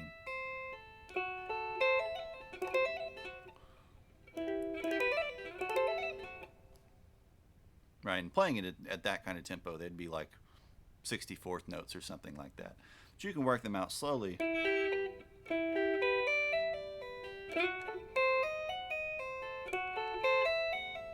And you can kind of stay on them multiple times if to sort of help you get the shape under your finger.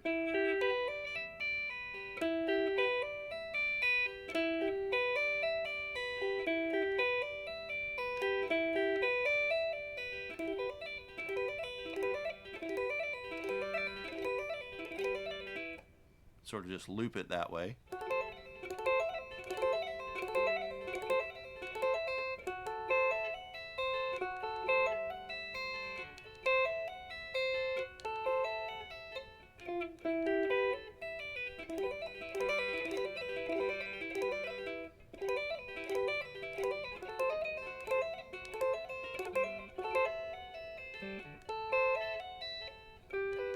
Right after the F sharp, if we're just going to make our way up the chords of the E minor scale, we would go to a G major. All right, so then we need another measure, and then remember how we did that. Was it the close parenthesis? No, that was the tap. All right, this is definitely, we need to do more. Need to do more stuff involving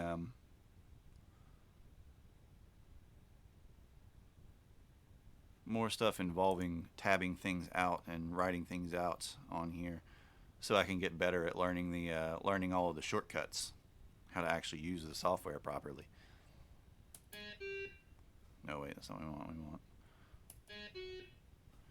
Right, and then we want. This grace note was under this section, wasn't it?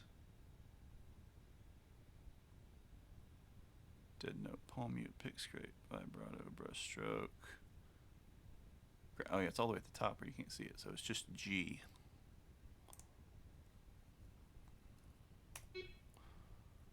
Right, and then we have.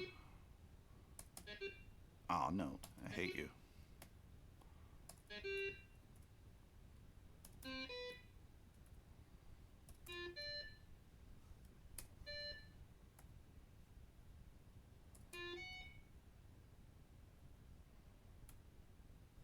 And then.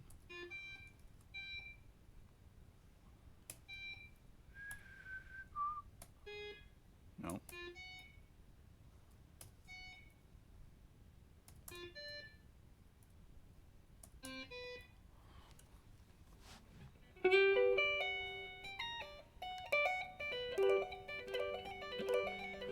So that's going to give us a little G major 7 arpeggio.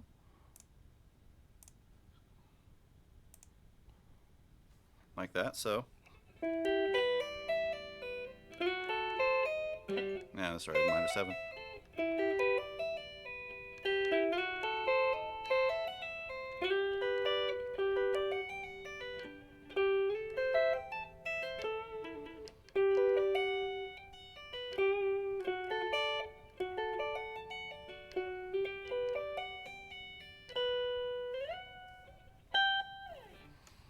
All right, so let's keep that. We'll keep it simple. We'll do G, then we'll do A minor, rather than going like all the way up.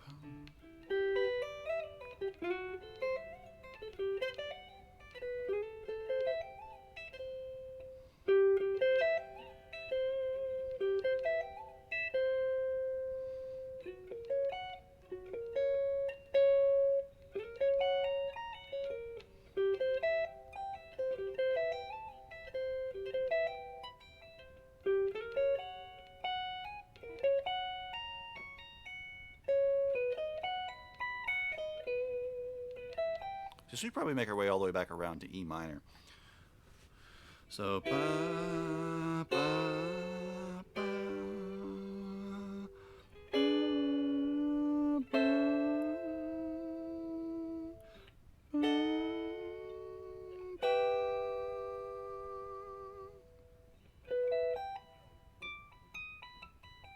only problem if we do that, then we won't have. If you don't have 24 frets, you'll be kind of out of luck.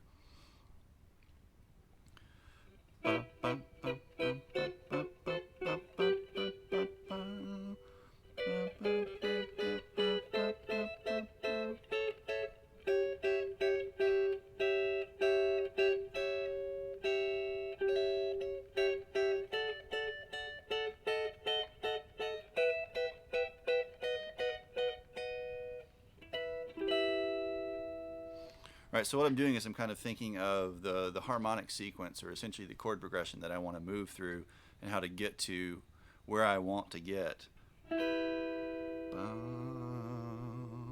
So far we have the 1 chord in a minor key, an E minor. We have the 2 chord. Then we have the 3 chord. We could go very directly like that, but that's a little dull.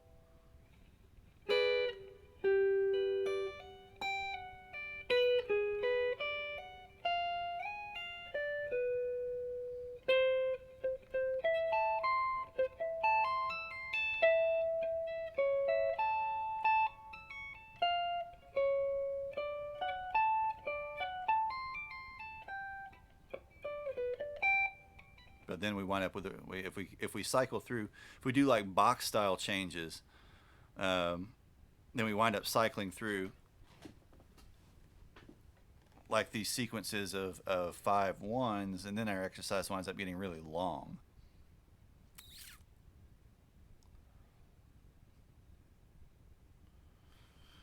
So kind of have it. We'll sort of have a trade-off.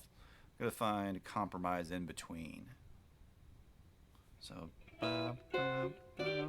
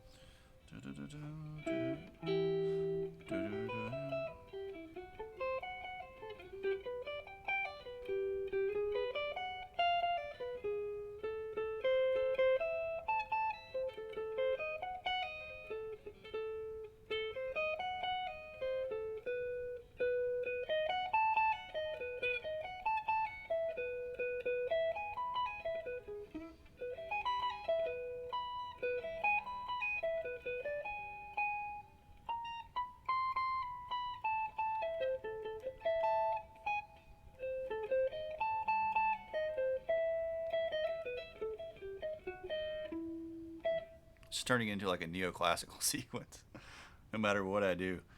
Now you gotta strip it down more. Ba-da-ba, ba-ba.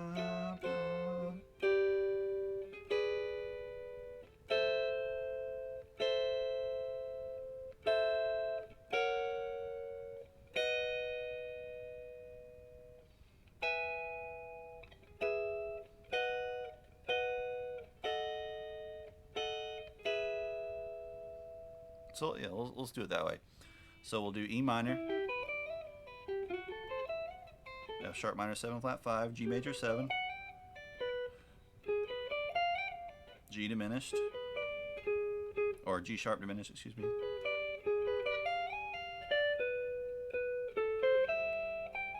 A minor 7,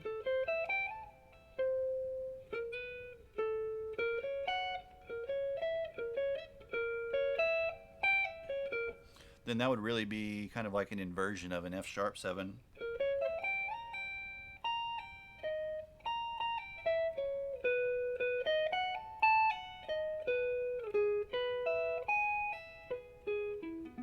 Then into a B or a B7.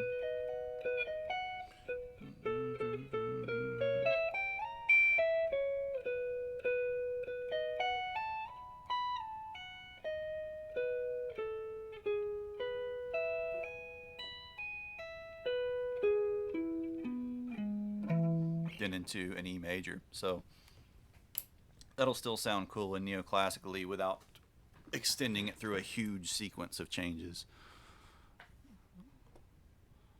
Alright, so we're going to go from G major 7 into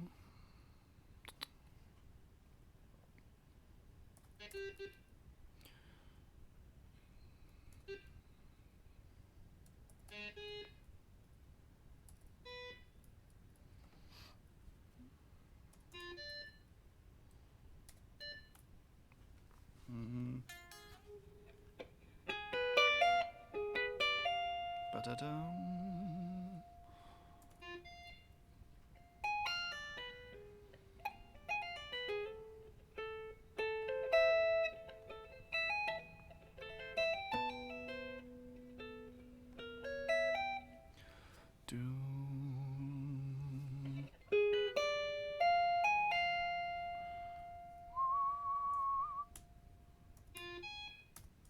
No. Wonder if I can change those shortcuts, because I would really prefer tap to just be T.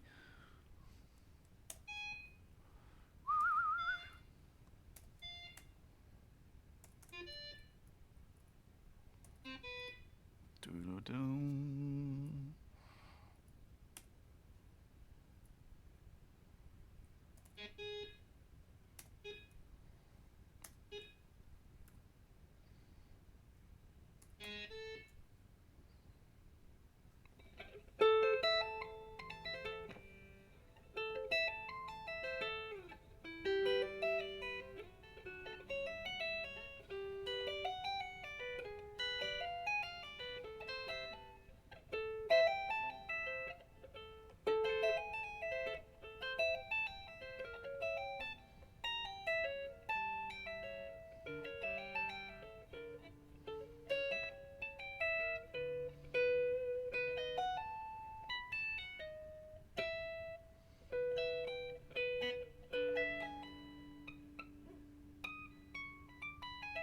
No, if we make that a 7, that'll just make me want to keep going. Um,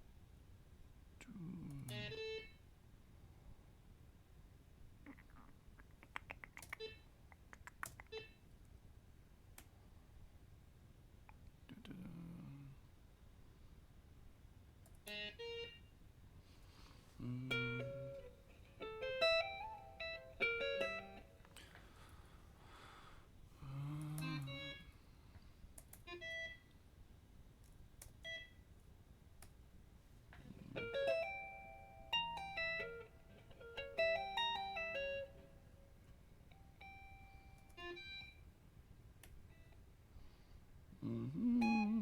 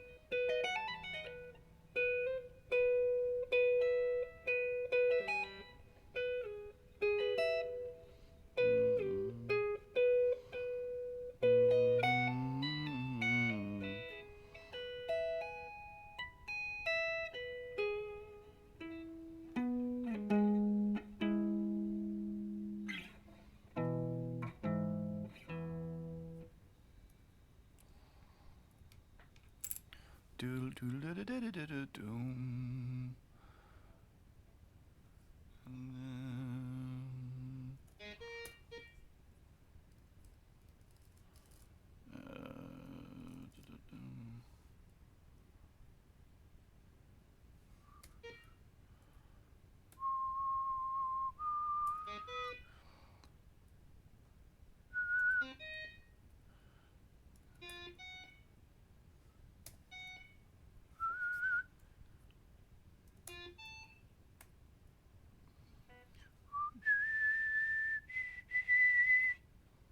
What do we want?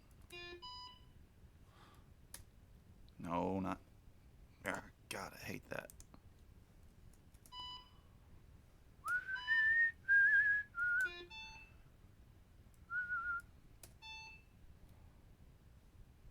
Mm.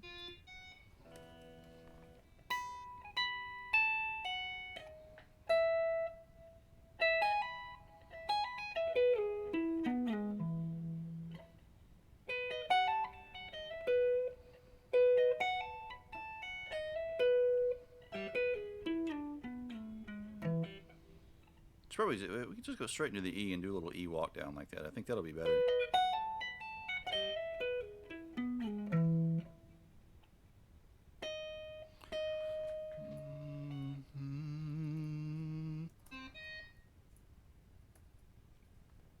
Save real quick.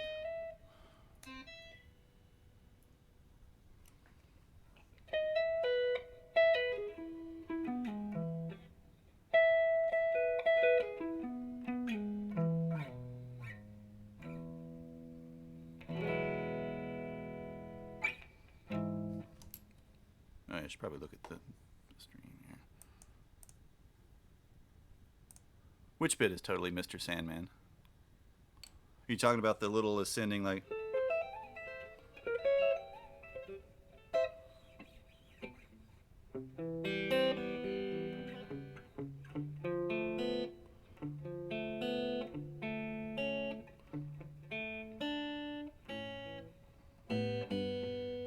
What key would that be into?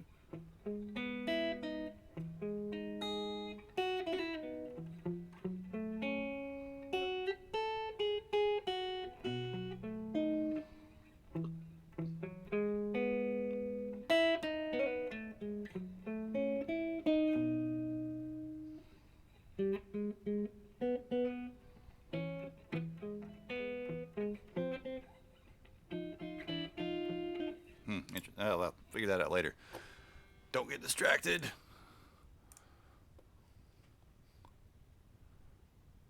Don't get distracted. We're almost done with it. Oh, Lord. Where was I? All right, so in this part, this ascending part, we're going to do at the end here.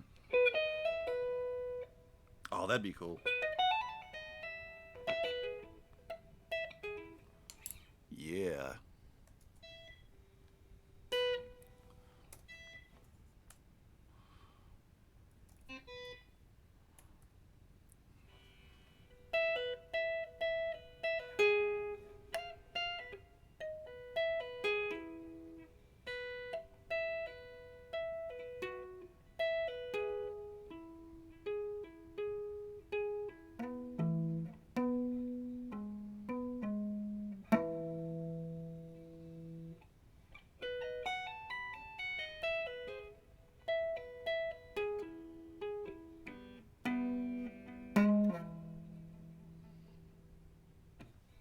Wait, can we do that with a pick in hand too, though? That's the question.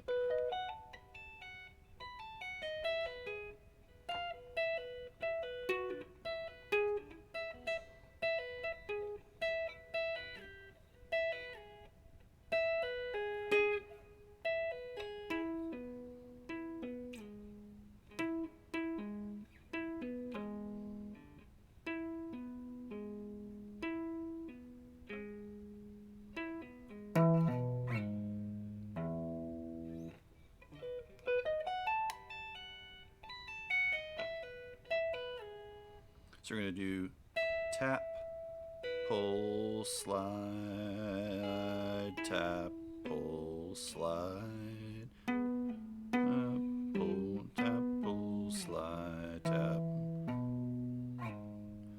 So we could either double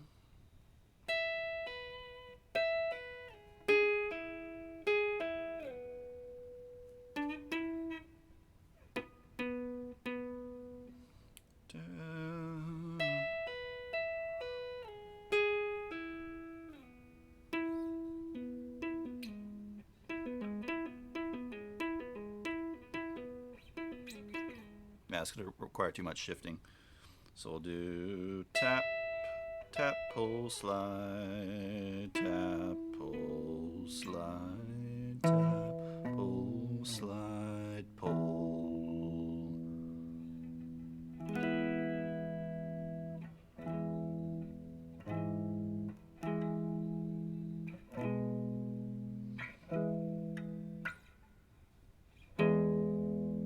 Yeah, there we go. All right, tap, pull.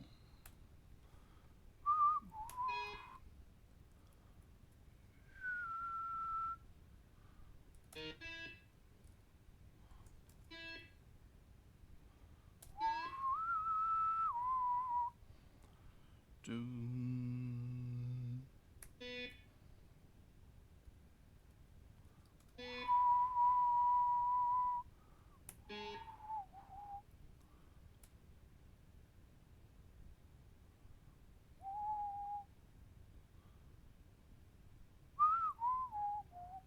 Try to keep it even rather than doing it in triplets. That was pretty cool sounding.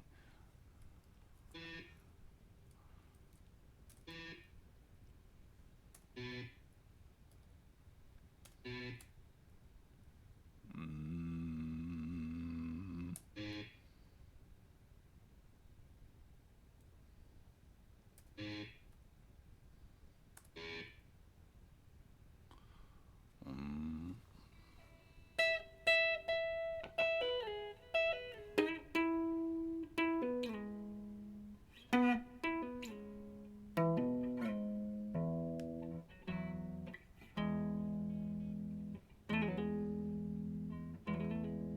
Do a little appoggiatura on the end of it.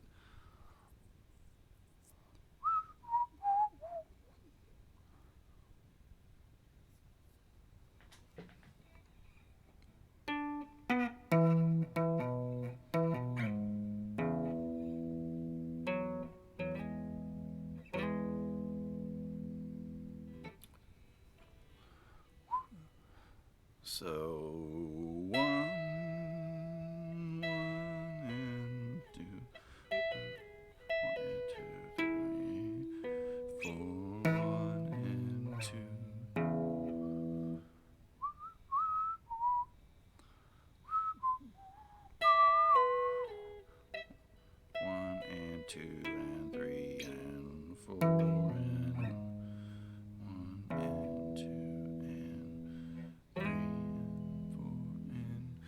So then this last one we need to up the note length slightly to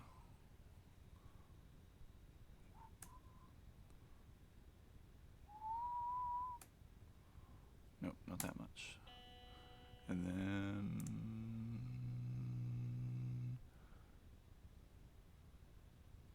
also it's literally just dot.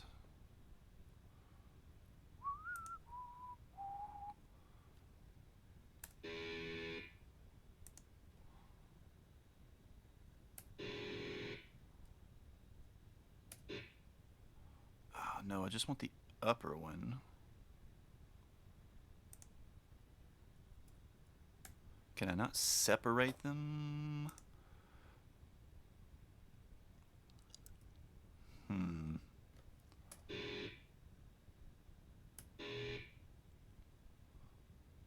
Wow, that looks mega janky. Mega janky.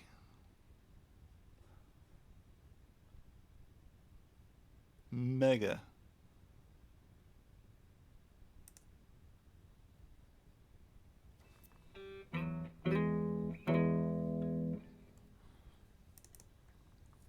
Let me see if I can make that look cleaner.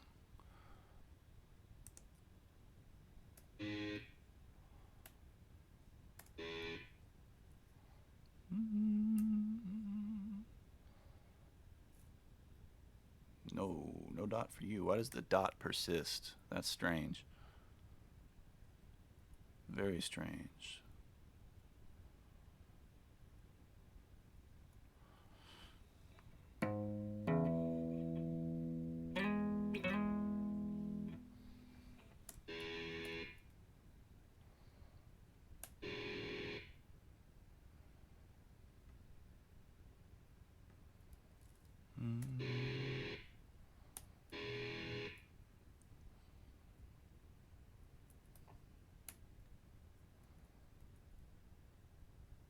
All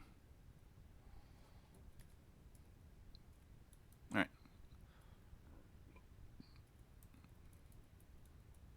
Oh no, don't do that. Don't do that. Thank you for all these completely unnecessary measures.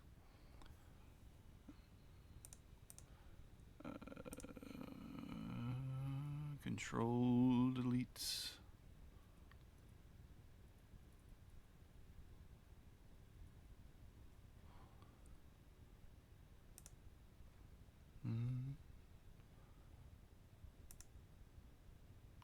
Can I not separate the note values of the upper notes? Are you going to be that way?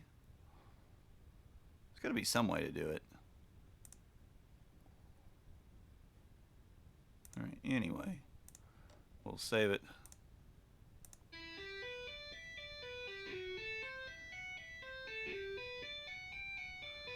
It doesn't handle the grace notes well at all.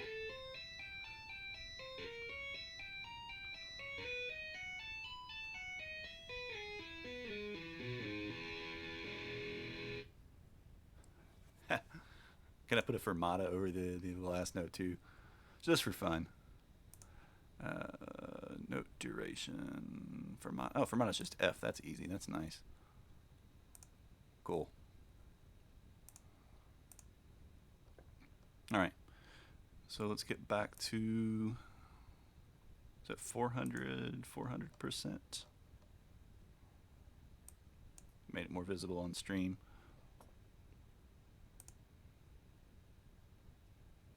Why'd you get all shrunk? There we go. Okay. So I'll convert this after the stream tonight. I'll convert this into a PNG and upload it to the charts section. I'll do that with the first exercise as well. So you can actually download the tab and work on it. But we'll walk through it briefly here before we wrap up. So we're starting off with, shrink it down. I think we can probably do 300% and still see it okay. Yeah, okay. Let us get a little bit more on screen at any given moment. No. Why are you sliding over? Get back over here.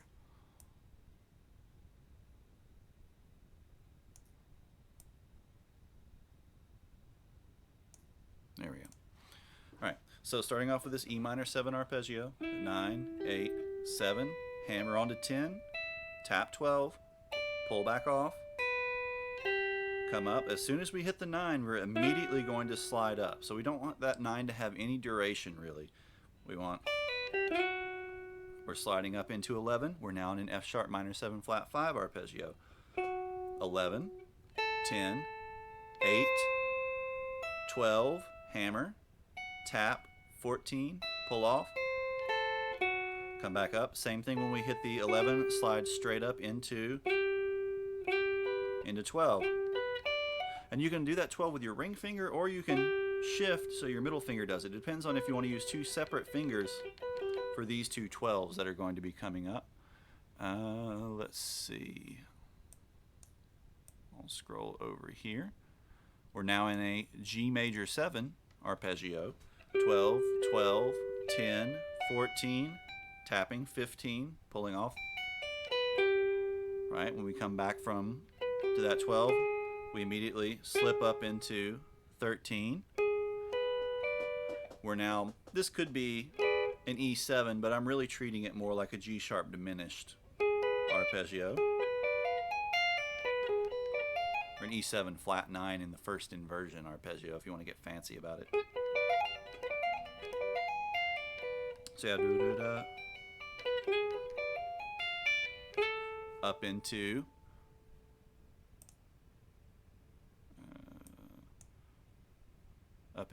an A minor 7. So that's going to be the 14 here.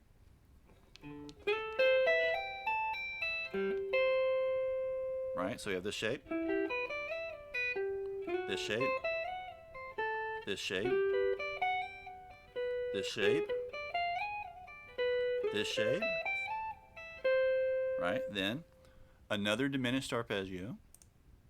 So we're simply going to be moving from the 14 up to 15.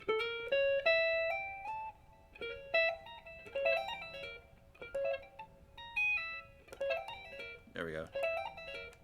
So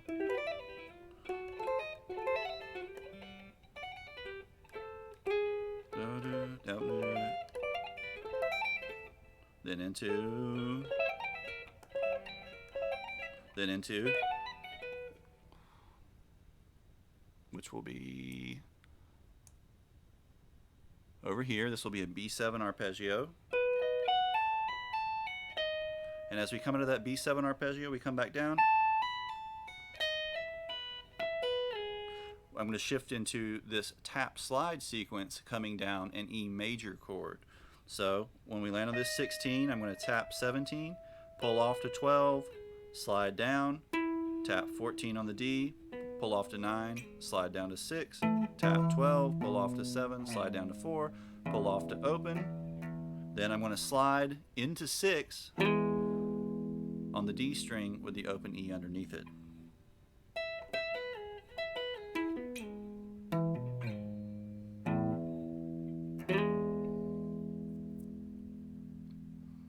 So to do it slowly,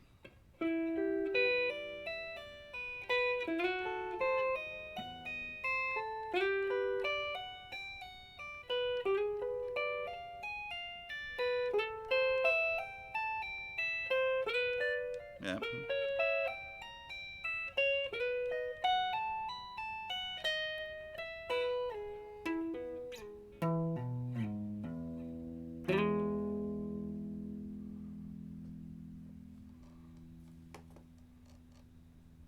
Or I can have, I don't know if you guys would be able to hear the Guitar Pro because I don't think it's set as an audio source, but I can have Guitar Pro play it back at super mega shreddy tempos somehow.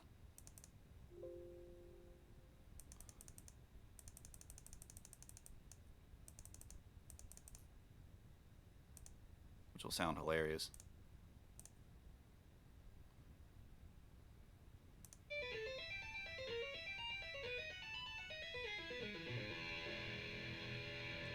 You might be able to hear some of it through the mic. I don't know if it's playing back on your end, but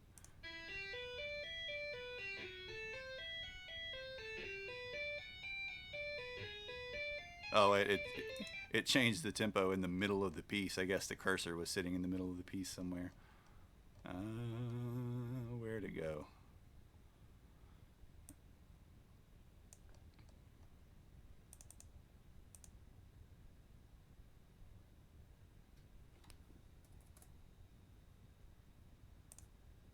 Gotta change it at the beginning. There we go. Alright, and I've just called this sweep tap exercise or etude. But if you guys can think of a good name for it, then let me know.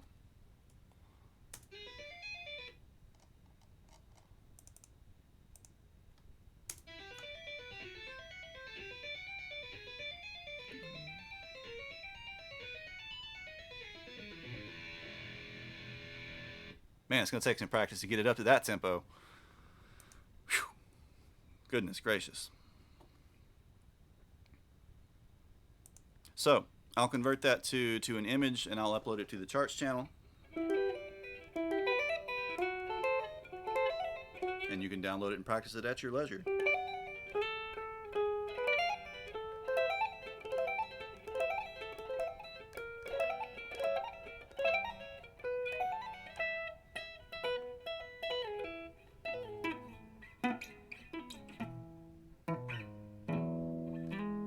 That descending, that tap slide ending is going to be, I think, actually the really hard part to get.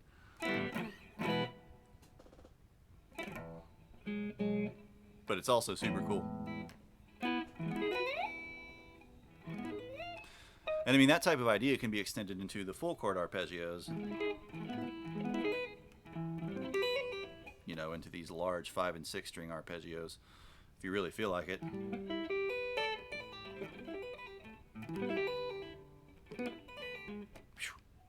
I think I'm getting a little burned out though. Not quite playing as cleanly as I would like to. Alright, I think it's time to wrap it up.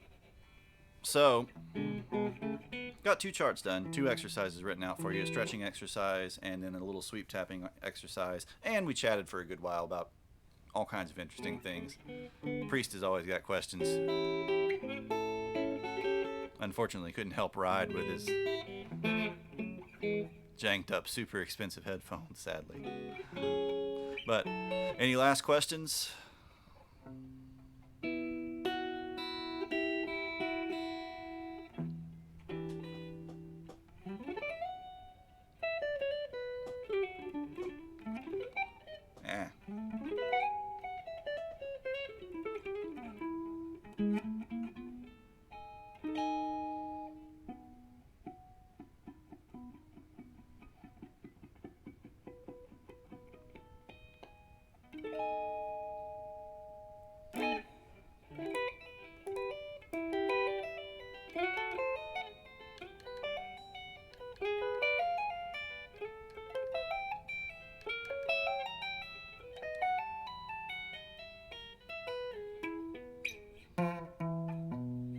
Should put a Decelerondo on that.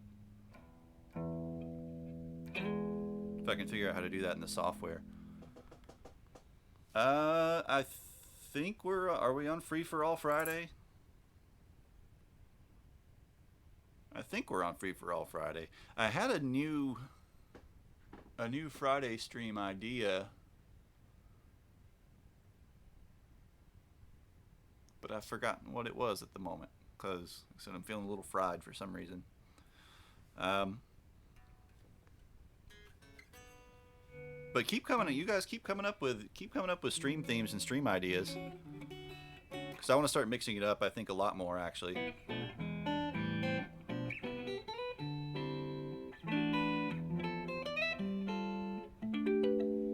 But yeah, it's got to be Free for All Friday because we were supposed to do Friday Night Funk last week, but then one of my bass cabs developed a problem. I went through, checked the amp with different cabs, checked different cables. It's only the one cab doing it, so it's got to be something in the cab itself. Probably the crossover. Now, I haven't figured out exactly what it is yet. I don't think it's a speaker or a voice coil. I think it's probably something in the crossover or one of the pots.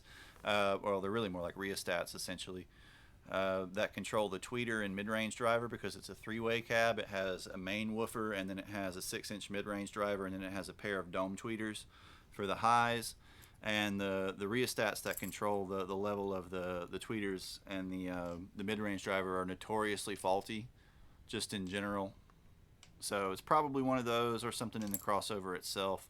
So I haven't done anything to strain the voice coils enough to develop that kind of damage, that sort of distorted sound. And it didn't really sound like a blown speaker anyway. But I have 3 other bass cabs, so we can easily use one of them.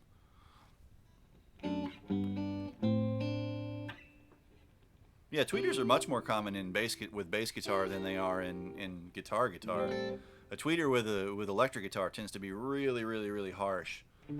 But on bass, it adds a really nice clarity and crispness to the sound, especially when you're playing like fingerstyle or slapping and popping. The majority of modern bass cabs tend to have either tweeters or horns, one or the other. They tend to be either two-way cabs, which will have a main woofer or driver, and then it'll have either a tweeter bank or a horn. Or in the case of my cabs, they're three-way cabs, which have a woofer for the lows, and then a mid-range driver, which gives you a little more color and expressive character in the mid-range, rather than it being kind of dominated by the low end of the woofer, and then a pair of dome tweeters. It also gives you a little bit faster response because you have, the frequency range is sort of divided between the different ones, and so they're all only really doing the work that they need to do. So it tends to make for a really fast and articulate cab, which I like. More akin to like a studio monitor.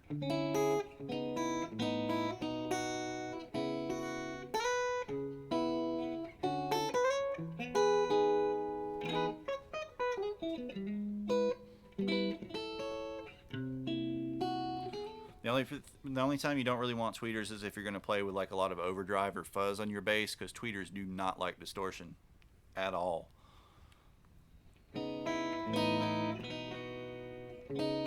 But if you play like a vintage cab that doesn't have any kind of tweeter or horn, you're going to find it to be really, really dark and muffled sounding.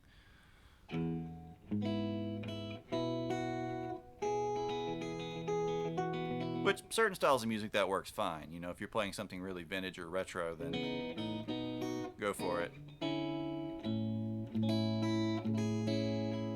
But you're definitely missing out, I think, on what your bass can sound like if you don't have something with some kind of high-end reproduction. Which, like I said, pretty much everything made these days does have something.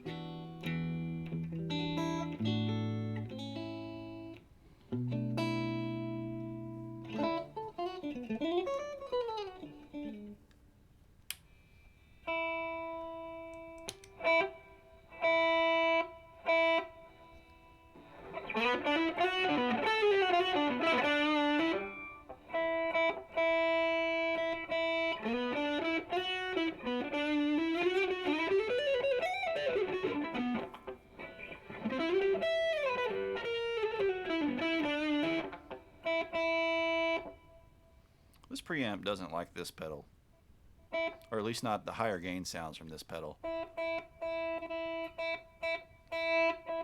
Like it does okay with like the low gain.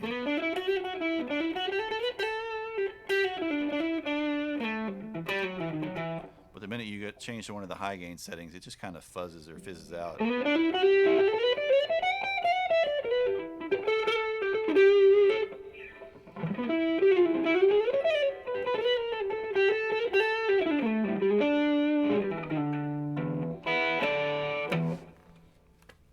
All right, this will wrap it up. But yeah, it'll be free for all Friday this week. So I look forward to your requests for abrasive noise music to drive everyone out of the stream ride. But that's because I like abrasive noise music.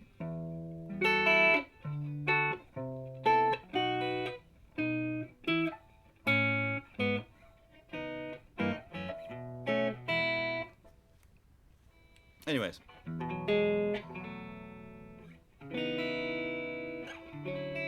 music with all the fuzz, just 12 fuzzes, 12 fuzzes, and guitars that are not in tune at all.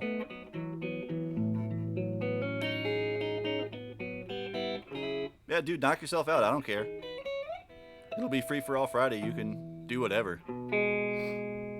Ow.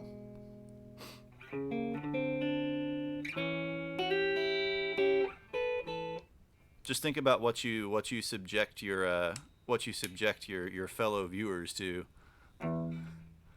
I've never actually listened to Polvon. No, I've seen their name go around for for ages on like the crap, what forum? One of the forums that I go to occasionally.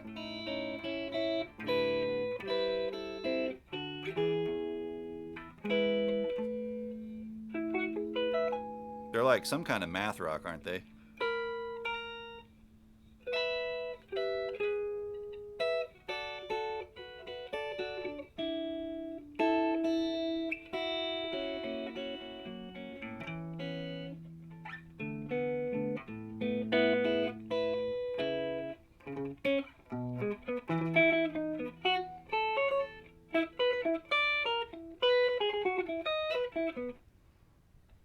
No, meth rock comes from here in North Georgia where I live.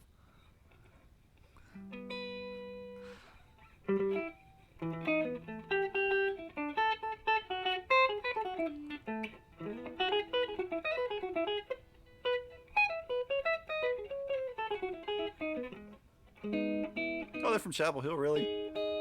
Been to Chapel Hill many, many times. Never did anything of note there, but have been there many times.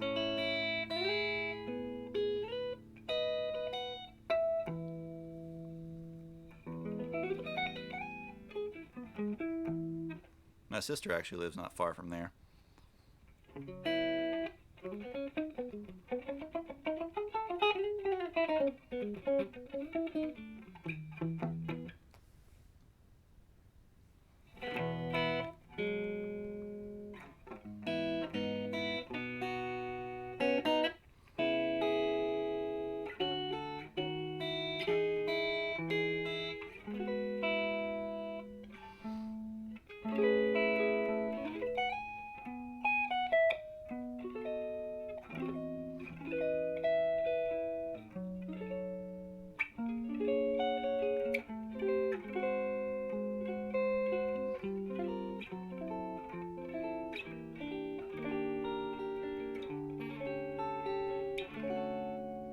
Easy voice leading. That should be, we do a stream on voice leading sometime too. Next Monday we're going to do, I think we're going to do another Music Theory Monday stream because we haven't done one in a while. Probably going to do how to build seventh chords. Because I think that's where we were in terms of chord construction. We'd been doing like the harmonized scales and built the triadic forms of the chords of the different keys. But I think we need to do seventh chords and ninth chords, or at least seventh chords, before we really move on, because they're going to be a lot more important to concepts like voice leading and stuff that'll come up in the future. And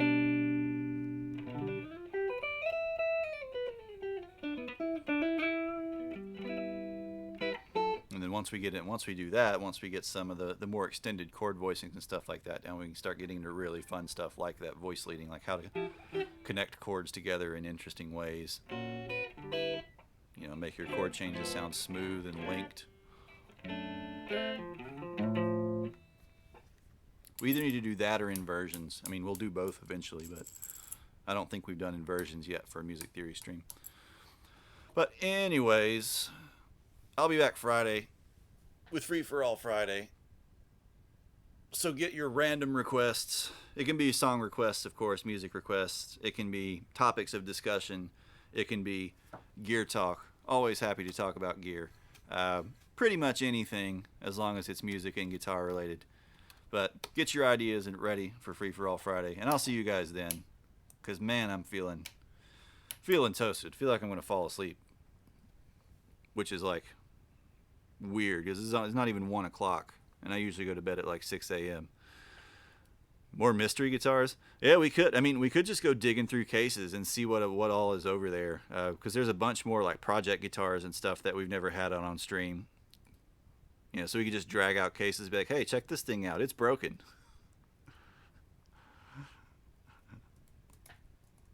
It'd be pretty cool if we had the part to fix it. Wink, wink. Thanks. Yeah. Always no problem, Grim. No problem. Uh, Full of candy. I don't think any of the cases are full of candy. There's case candy in some of the cases, but not candy in some of the cases. I hope there's no candy in the cases. That'd be bad, because that means there'd be bugs in the cases, even more than there already are. But if you're not in the Discord, get in the Discord. If you haven't hit the follow button, hit the follow button.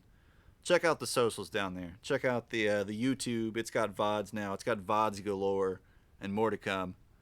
It's got... Yeah, it's mostly just got VODs. It's got a couple other videos, but mostly just got the VODs. Check out the Instagram, of course, for pictures. One day I'll upload some more pictures of guitars on there at some point. And I'll see you guys Friday. Thanks for hanging out.